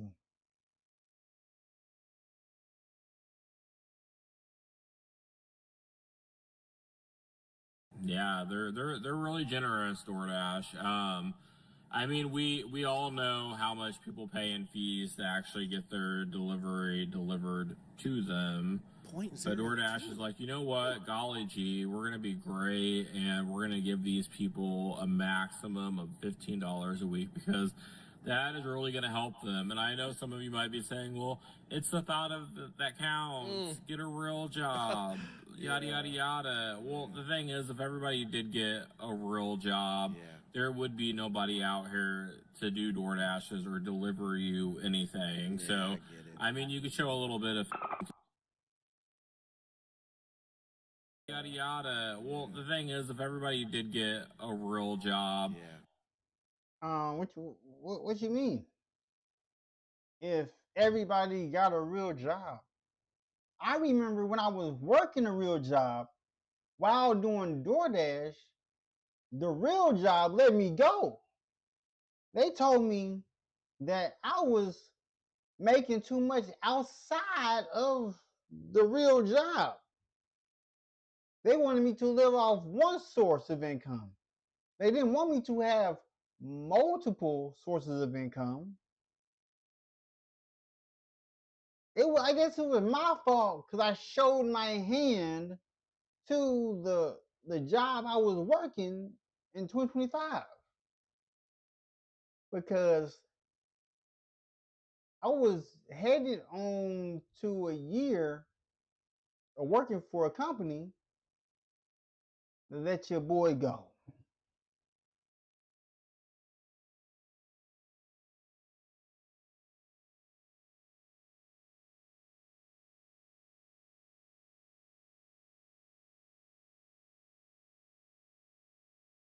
there would be nobody out here to do DoorDashes or deliver you anything. So, I mean, you could show a little bit of consideration for the people who do it. But yeah, thanks for the $5 to $15. It's really gonna help tremendously. It's also another $15 that I'm sure we're gonna have to pay the taxes on, but yeah. Whatever. Listen. I hear what you're saying, man. But being taxed on $15 is the last thing you should be worried about. I'm just being honest. Like, I get what you're saying, but my point is this, guys. You hear DoorDash. They're saying to you $5 for 125 miles. Listen, I was generous when I thought to myself in the beginning of the video that they would, say, do a couple of trips and then it will give you some money. I was being generous. Turns out I haven't done corporation math. Corporation math is paying you basically 0.2 cents for every mile. 125 miles and $5? Woo! Man, that's gonna fill up my tank, man. I'm telling you, and this is what I'm talking about, guys. The easiest way a corporation can show you that they care is they could have gave you guys a legitimate amount of money. But they were like, if Waving we give hand them sign money, welcome in it's gonna cut into our Jamie.x5 first profits. message of the stream fire. What's up with you? Cut into our bottom line. So, as you can see, I hope that I've proven my point. Appreciate that, Jamie. These corporations don't care about you. I hope I've proven my point that saving your own self is more important than pointing the finger at your customers. It's not your customers' fault because they're not tipping you. It's not their fault. It's DoorDash's fault. It's your fault because this is your path, your journey. You signed on the dotted line. You knew exactly what you were getting into. And now you deal with the consequences. So I don't care at the end of the day. Everybody is struggling.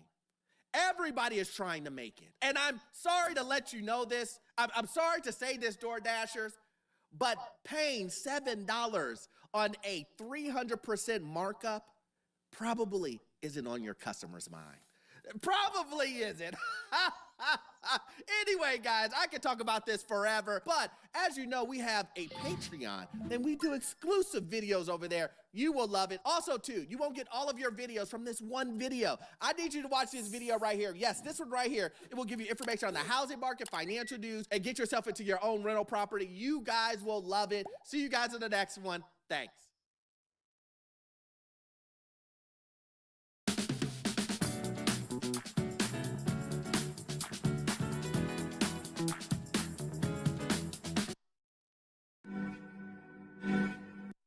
Hold up.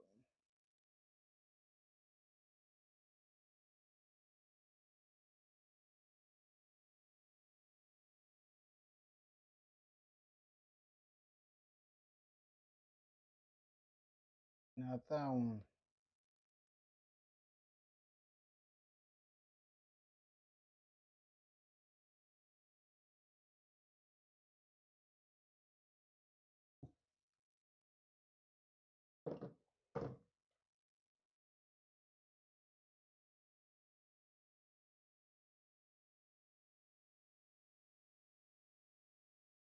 So this is what I call the 9 to 5 trap. The 9 to 5 trap. I left the 9 to 5 trap in the past, in 2025. That was the last time me working a job. Because every job that I've ever worked at, they've always told me, why are you at work? You are overqualified. You're this, you're that.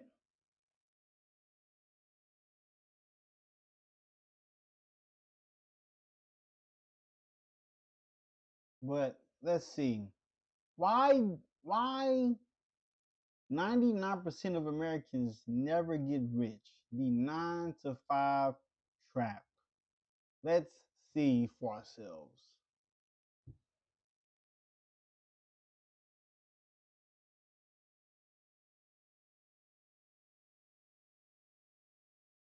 Why do 99% of Americans never get rich? Well, to be completely honest, it's because they were trained not to think, not to build, not to grow, but to obey. And basically it goes like this. You wake up, you clock in, you sit under fluorescent lighting for 8 hours, and then you thank your boss for the opportunity to give away the best years of your life.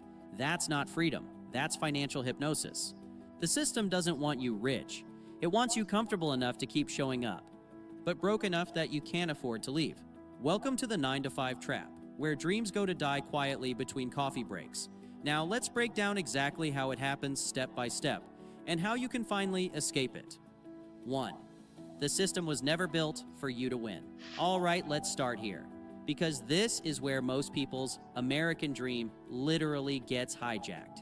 From the moment you could walk, you were told, go to school, get good grades, get a safe job. Safe job? You mean the kind where your income is controlled by someone else's mood and the economy's blood pressure? You're not taught how to create money, only how to trade your time for it. And that's the biggest scam of all. The entire system, from schools to corporate ladders, was designed during the Industrial Revolution to create obedient workers, not independent thinkers. They didn't want entrepreneurs. They wanted employees who'd say, yes, sir, 2-week vacation is fine. I didn't need a life anyway. The result? You spend your 20s chasing a degree you can't afford, your 30s paying off debt you can't escape, and your 40s trying to convince yourself that your 401k is your golden ticket, when it's really just a slow bleed of your best earning years. And here's the plot twist. The rich don't follow this path. They build the system that everyone else works inside of. So, if the system is rigged, how do 99% of people still fall for it? Because they confuse income with wealth. And that's the trap we're talking about next. 2, the high income lie. Seriously, most people think the solution to being broke is to earn more money. So they chase promotions, overtime, side hustles, anything that adds a few more dollars to the paycheck. But here's the punchline. The more you earn, the more you spend. Lifestyle inflation, that's the name of the disease. You start making $60,000, and suddenly your Honda isn't good enough. You hit $100,000, and now you deserve a luxury apartment and a Tesla you can't afford to charge. And just like that, you're still broke, just at a higher level. The truth is, income doesn't make you rich. Assets do. Wealth isn't measured by how much money you make. It's measured by how long you could live if you stopped working today. The 9-to-5 trap convinces you that a good salary means security. But security is an illusion when your entire lifestyle depends on you waking up to an alarm clock you hate. You're not financially free. You're financially fragile. Now, I've mentioned this stat in one of our previous videos, but it's a statistic that everyone should know. The average American household makes about $75,000 a year and still lives paycheck to paycheck. Why? Because that $75,000 is already spoken for. Taxes, rent, car payments, student loans, groceries, subscriptions, and the occasional treat-yourself weekend that turns into a $400 regret.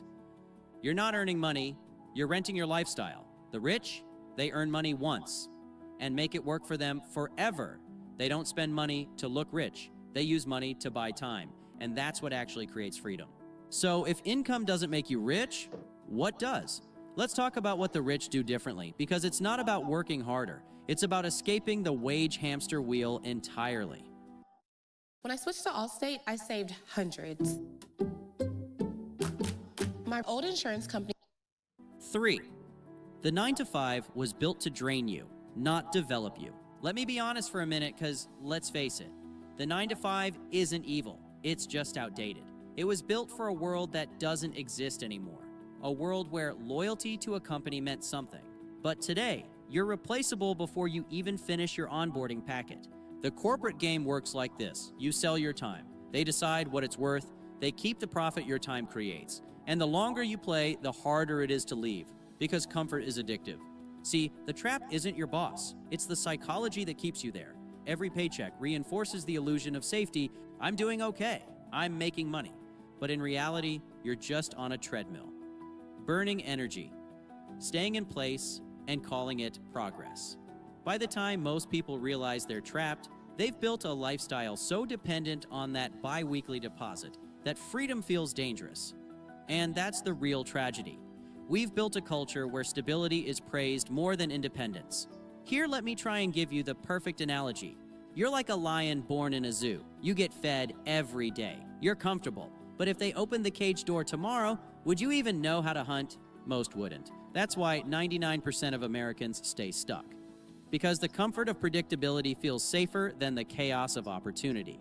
By the way, if you're still struggling with your finances, don't stress.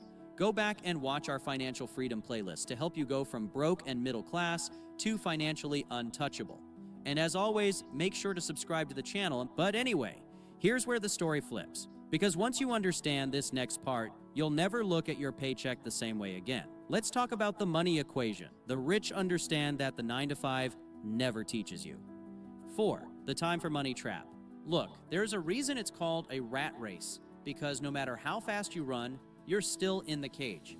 Trading time for money feels normal because that's how everyone starts, but it's also the reason most people never escape mediocrity. Think about it. There's a hard limit on how much time you can sell. Even if you work 100 hours a week, you still only have 168 in total. Meanwhile, your bills don't stop, your taxes don't pause, and inflation doesn't care. You can't scale time, but you can scale assets. That's why the rich play a different game. They buy or build things that make money without them being there. Stocks, real estate, online businesses, intellectual property. They own systems, not schedules. While the middle class is bragging about working overtime, the wealthy are bragging about making money while they sleep. Well, here's the reality check. If you stop working today, how long could you survive before panic sets in? If the answer is a few weeks, you're not free. You're a well-paid prisoner. Financial freedom isn't about having millions in the bank. It's about decoupling your income from your time. And that brings us to the most dangerous illusion of all, the one that keeps millions trapped forever. It's the lie that your job will eventually make you rich. Spoiler, it won't. Let's talk about why next. 5. The promotion trap. Why climbing the ladder is just a longer cage. Pay attention to what I'm about to say. Everyone in a 9 to 5 is told the same bedtime story. Work hard, be loyal, and one day you'll climb the ladder. But here's the secret no one mentions. The ladder is leaning against the wrong wall. You work extra hours, take on more responsibility, and stress yourself into an ulcer for a 3% raise that's instantly swallowed by inflation and taxes. Congratulations, you're still broke, just tired in a nicer suit. The promotion is the corporate version of a participation trophy. It makes you feel like you're progressing, even when you're not escaping. Because the truth is, the ladder never ends. Every time you climb one rung, the company moves the top up a little higher. You never arrive. You just get a new title and a more polite version of being underpaid. Here's a real-life example. You know that manager who drives a Tesla and seems successful? He's still paying off student loans, still stressed about mortgage payments, still chained to Slack notifications at 10 p.m. He's not free. He's just a well-decorated prisoner. Watch. Just imagine working your entire life to climb out of a hole. Because look, like, I try to let y'all know the truth. Try to let y'all know the truth. And people be mad that every time I stream, people be wondering, why aren't you at work? And then I tell people I work for myself.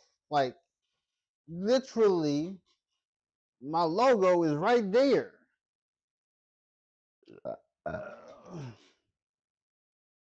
Right there. There's my logo. So as soon as I'm back working, we're going to be Gucci.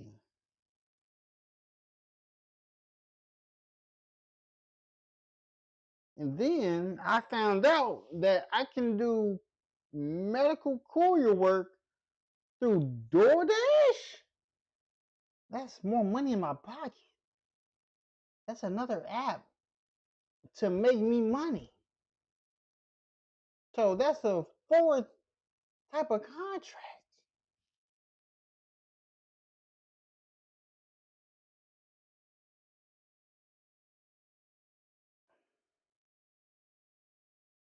That's insane work.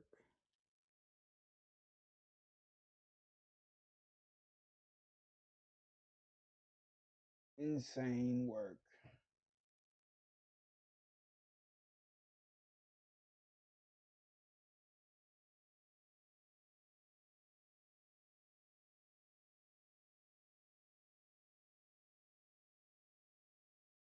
Only to realize the ladder you've been climbing was inside the same hole the whole time.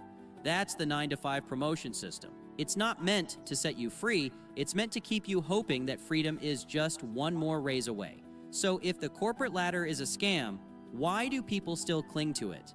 Because the system runs on fear, not logic. And that fear keeps you obedient. Let's break that down. 6, the fear economy, how your paycheck controls you. Now let me address something real quick. You've probably heard the phrase job security. Well, in reality, it's income dependency disguised as safety. The system keeps you fearful. Fear of losing your job, fear of losing your insurance, fear of starting over, fear of not being responsible. And every fear keeps you locked inside the same cycle. That's why the average person will tolerate a boss they hate, a schedule they despise, and a paycheck that barely keeps them alive. Because the alternative feels scarier than the misery they already know. Seriously. You think your job gives you security, but the moment your boss sends that "can we talk" email, your stomach drops like you're on a roller coaster made of anxiety. That's not security. That's psychological leverage. The system... Listen. I have had countless experiences with losing a job. I lost a job at UPS. So I got fired from UPS. I got fired from being a security officer. And it was for the same thing. I fell asleep. Well, yeah. So being a security officer for a hospital, I fell asleep one time. That was the only time that they caught me, whatnot. But I have seen other people fall asleep at that same hospital, but they are still there. It's very strange. Very strange. Then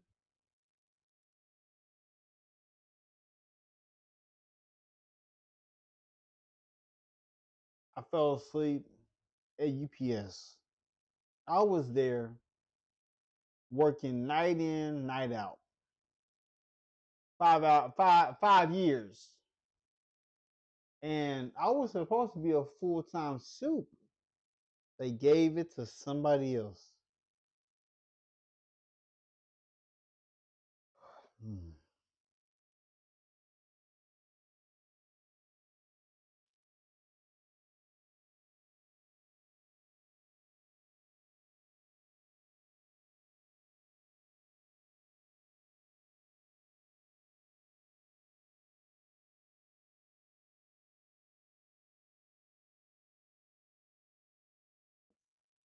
System dangles your livelihood over your head to keep you compliant. You don't rebel because you can't afford to, and that's how 99% stay stuck. They trade freedom for fear disguised as comfort. But here's where it gets even darker, because the system doesn't just use fear, it uses social conditioning to make sure you never even want to leave.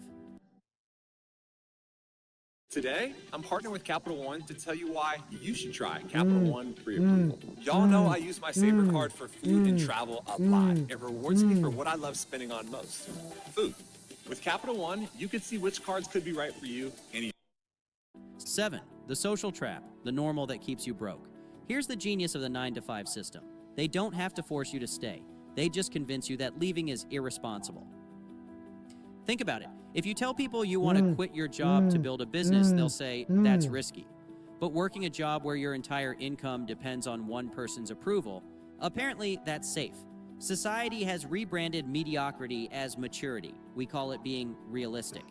We glorify working 40 years just to retire when you're too old to enjoy it. We celebrate people who buy liabilities with debt and judge people who take risks to buy freedom.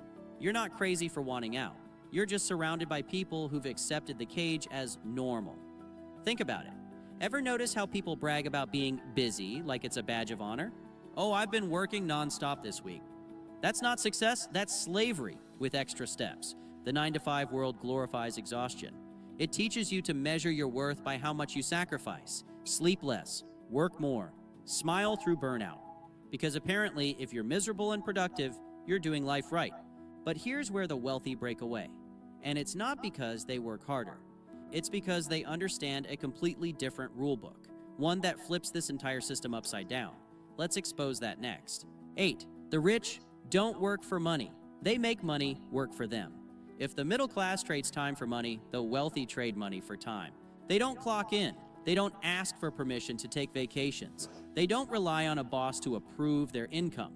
Why? Because they understand this golden rule. You know how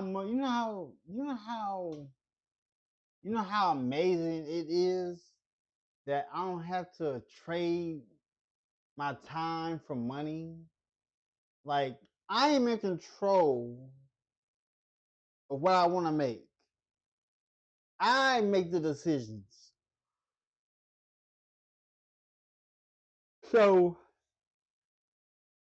when I got into this accident, and the contract I have with the medical courier is that they told me that they told me to let them know when I'm coming back, not the other way around, because I already paid for this specific contract.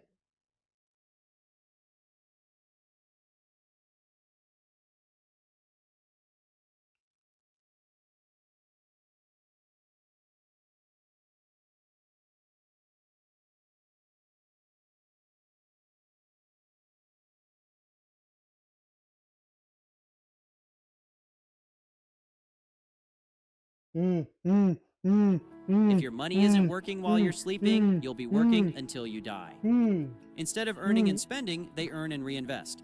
They put money into assets that create cash flow. Real estate, businesses, stocks, royalties, content, products. Each dollar becomes an employee that never sleeps, never complains, and never takes PTO. That's how freedom compounds. While 99% of Americans are chasing paychecks, the top 1% are building systems that print them. Let me try and give you a comparison so you can clearly understand. Two people earn $80,000 a year. Person A spends it all on rent, cars, and treat-yourself moments. Person B lives on $50,000, invests the rest, and creates a passive income stream. 5 years later, Person A needs a raise. Person B doesn't need a job. Same income. Different mindset. Completely different destiny. And speaking of mindset, this is where the real transformation happens. Because before you can change your income, you've got to change the way you see money itself. 9. The middle-class money mindset versus the wealth mindset. Let's get brutally honest here. Most people don't have a money problem. They have a mindset problem. The middle class sees money as something to spend. Waving The hand rich sign see welcome money as in something King to underscore multiply. Ramirez The middle 92 class first message saves of the what's stream left fire. after spending. What's good The with rich you? spend what's left after investing. See the difference? One group tries to use money to survive. The other uses money to build leverage. Think of it like this. What?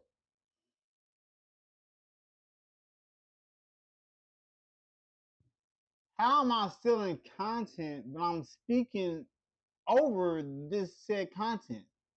I'm speaking what I am experiencing today. I'm confused.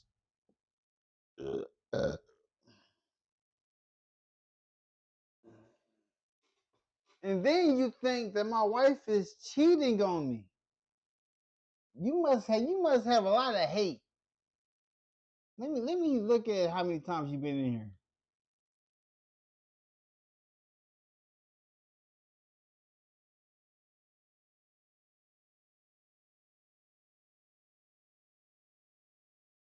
Oh my goodness.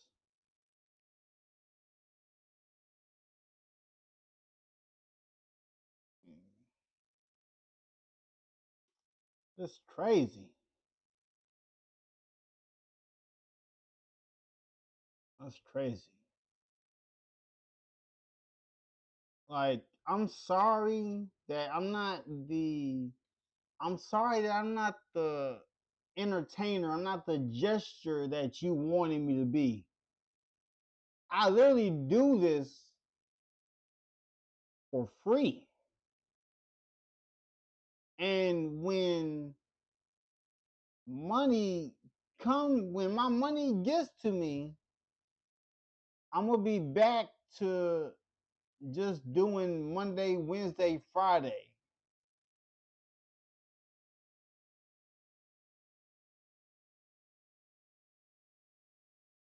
Because you spread a lot of hate.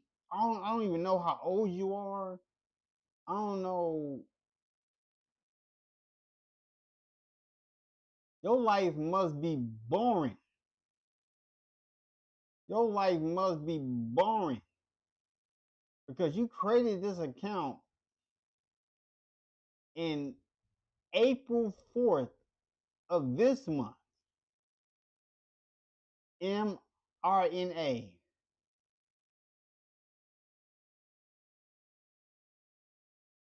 You must be a loser at life to want to come into my stream. You literally made this account 4 days ago. You're a loser.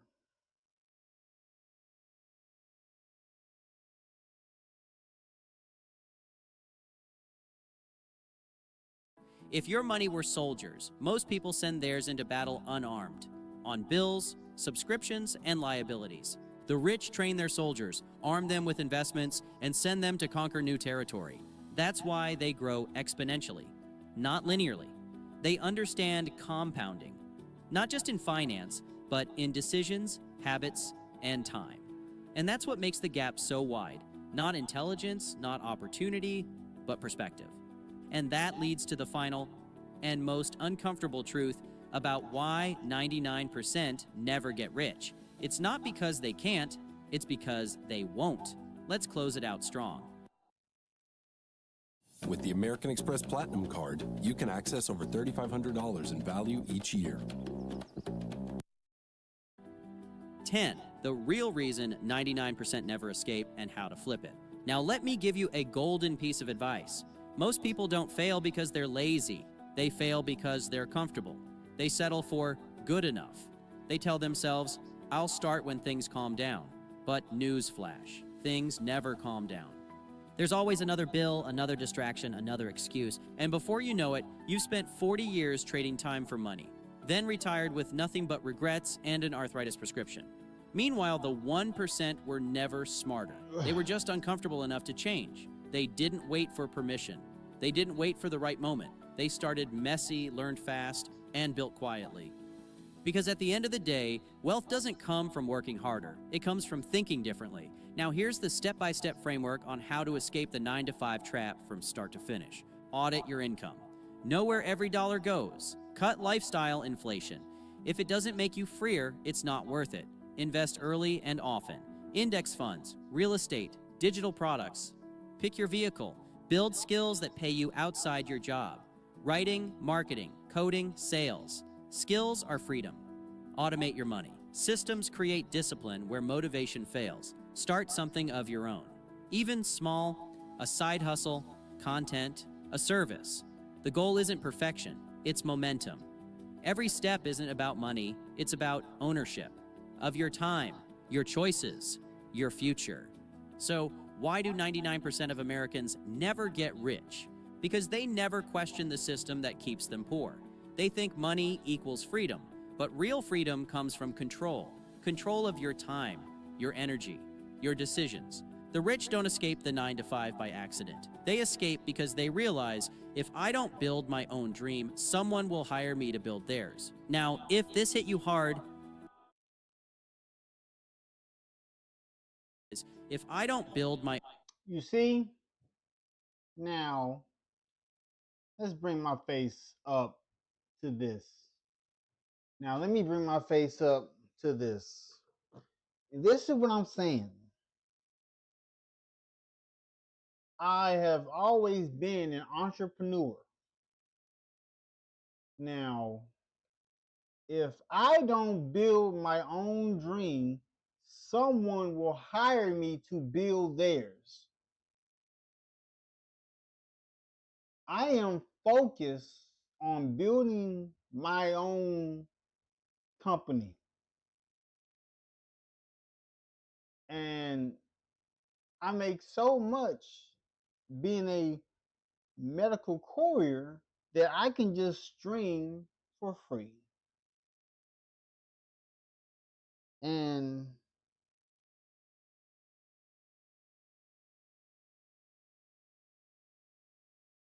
let me see.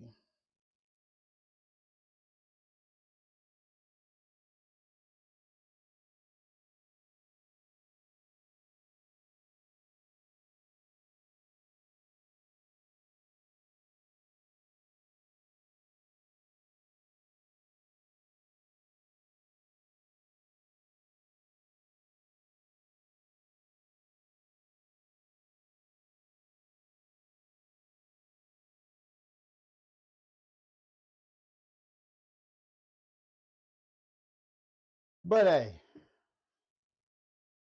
I'll tell y'all, the most important thing in this world that we live in is time. It's time.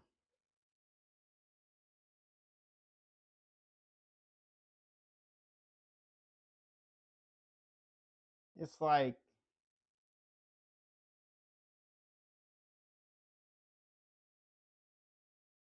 a lot of people want to be rich, but when they become rich, they're going to be broke because they never really experience money.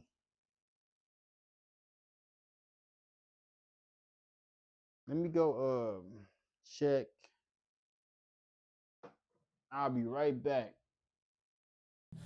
They wouldn't believe me. They wonder where I got a drip from. I told them it came from a bottle of Fiji. They wouldn't believe me. They wonder where I got a drip from. I told them it came from a bottle of Fiji. They wouldn't believe me. They wonder where I got a drip from. I told them it came from a bottle of Fiji. They wouldn't believe me. They wonder where I got a drip from. I told them it came from a bottle of Fiji.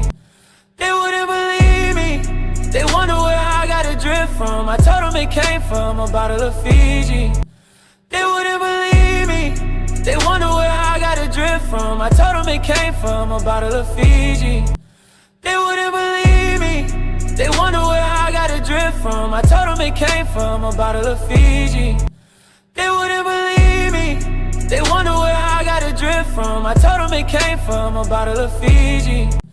They wouldn't believe me. They wonder where I got a drip from. I told them it came from a bottle of Fiji.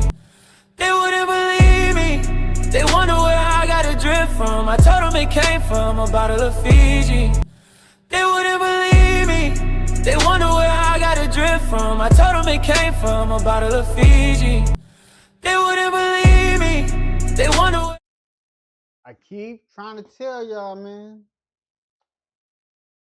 Every one of us has 24 hours every day. Every day we have choices to make to change our lives. It's up to pray.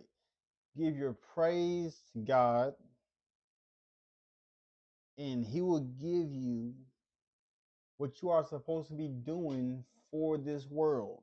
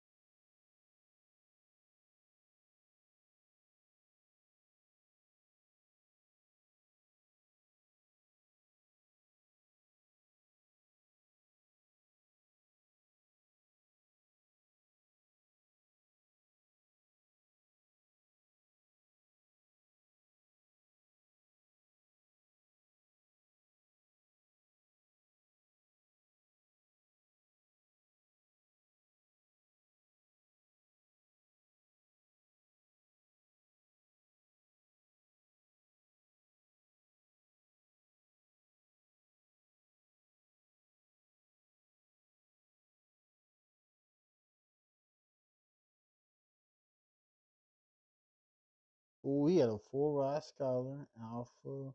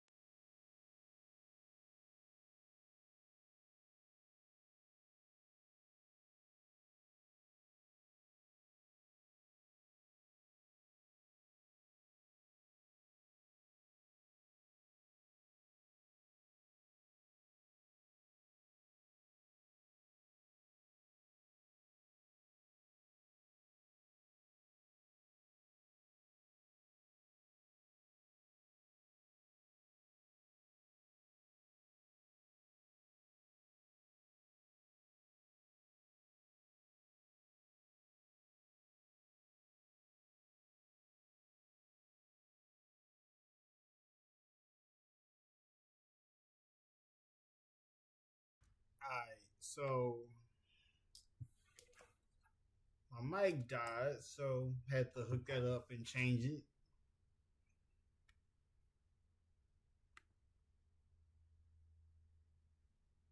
Well, let's go to something else. Introverts. You know, there's this misconception. The new entrepreneurs.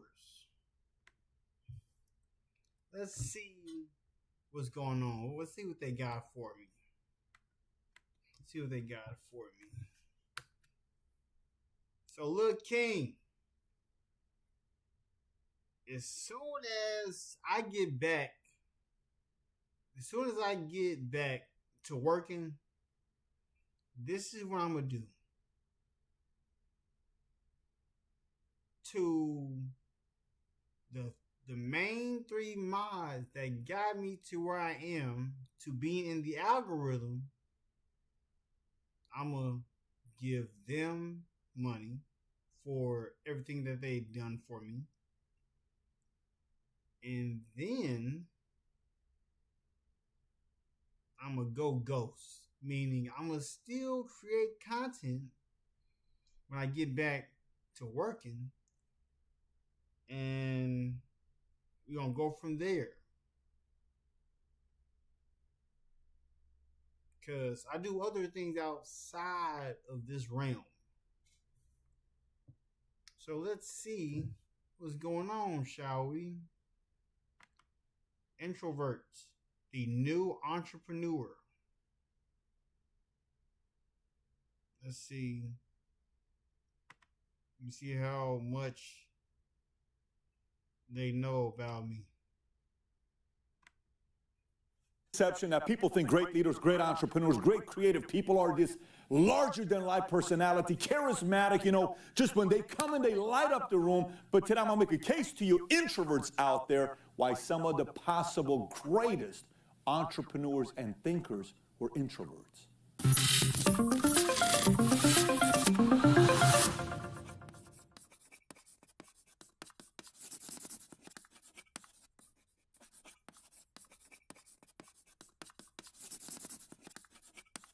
All right, so let's get right into it. So introverts, if you're an introvert, today it's all about you. And I know introverts love attention. They love compliments. They love it when we give them all the attention, don't they? As a matter of fact, what they don't like is introverts kind of want to be left alone a little bit. But let's dissect how introverts are from my experiences as well as reading some papers on this. Number one, they have zero problem with other egos coexisting with them. Very comfortable. They can work in an environment and people with big personalities, big egos, massive egos, have a very comfortable time working with them. Wozniak worked with Jobs. Jobs had a massive personality. Wozniak was an introvert, but it worked out very well. Number two, they lead from back. When you lead from back, they allow other leaders to be developed, which means for them, leadership development, which is a big part of building a big company, comes very easy because so many people get the credit when they're working around them. They don't need all the credit. So when this happens, people's identity around them is always elevating when you work with an introvert. Number three, they're comfortable being alone, and this edge that they have on being comfortable being alone allows them to be patient, calm, and focus more, because a lot of time when you start a business or you're a salesperson, if you can't be comfortable being alone, you can't do proper research. You can't be focused on your next project. You sometimes overwhelm yourself with non-existing issues where they're okay in that area because they enjoy their own company. Number four, great listeners, which means they ask the right questions. And if they ask the right questions, they end up solving the right problem that optimizes the chances of increasing the company. So it's the right questions they ask that leads to the right answers. Number five, they do well with extroverts. You're going to want to do well with extroverts. Introverts have no problem doing well with them because to them, they look at extroverts and saying, oh, wow, I can never be like that person. It'd be great to team up with them. That's how they look at it. If I can team up with an extrovert, because people can coexist with them, they have an easy time doing good with extroverts. This is why they end up finding people like Jobs. Six, more logical, which means they're rational, which means risk is not like the crazy biggest risk they'll take. They'll be a little bit more methodical about their next move they're making because they're rational, logical. They're better thinkers typically, these introverts. Number seven, since they're not the center of attention, they see things others don't, meaning body language. So imagine you're sitting in a room And introverts are typically just kind of sitting there quiet. They're not really talking, saying anything. Everybody else is talking, pitching their ideas, all this other stuff. And 95% of the time, they're not doing anything. And when they are talking, they're typically asking a question. So guess what they learn? They officially learn about everybody in a room. 7 people gave answers. They learned who doesn't like who. They learn who's trying to get what from who. They learn who's the most influential person here. They learn who's full of it. They learn who's not respected in the room. But they learn about everything in the room because they see things that others don't see because they do not need to be the center of attention. Number 8, they're more trusting. Anytime you deal with an introvert, you typically trust them more. So it's easier to raise money, easier to sell something, easier to get people to want to team up with you because you're trusting. Number 9, overly prepared because they look at things and say, well, you know, what if that happens, and what if this happens, and what if that happens, and what if this happens, what if this happens? Okay, great. As long as I have this kind of stuff in place because they don't like to be humiliated, because they are overly prepared, great. I'm scored away because they're typically over-prepared. All right, so last but not least, they're also very self-motivated because they sit there. Once they get clear on what they want to do, they may be a little bit more technical, they may be a little bit slower on making their decisions, but once they do, you don't need to motivate them. They're going to figure out a way to get the job done because they don't want being alone to solve problems. They're pretty logical and rational in the next step process they come up with. And they're... All right. All right. So what I'm about to do is I am about to just call it a day because got Bible study today. So I'll talk to y'all tomorrow. But I'm about to post some videos. Don't even worry. Have a good day. Like, comment, subscribe to the channel. Peace. Rush the process. I trusted the plan. God don't move fast.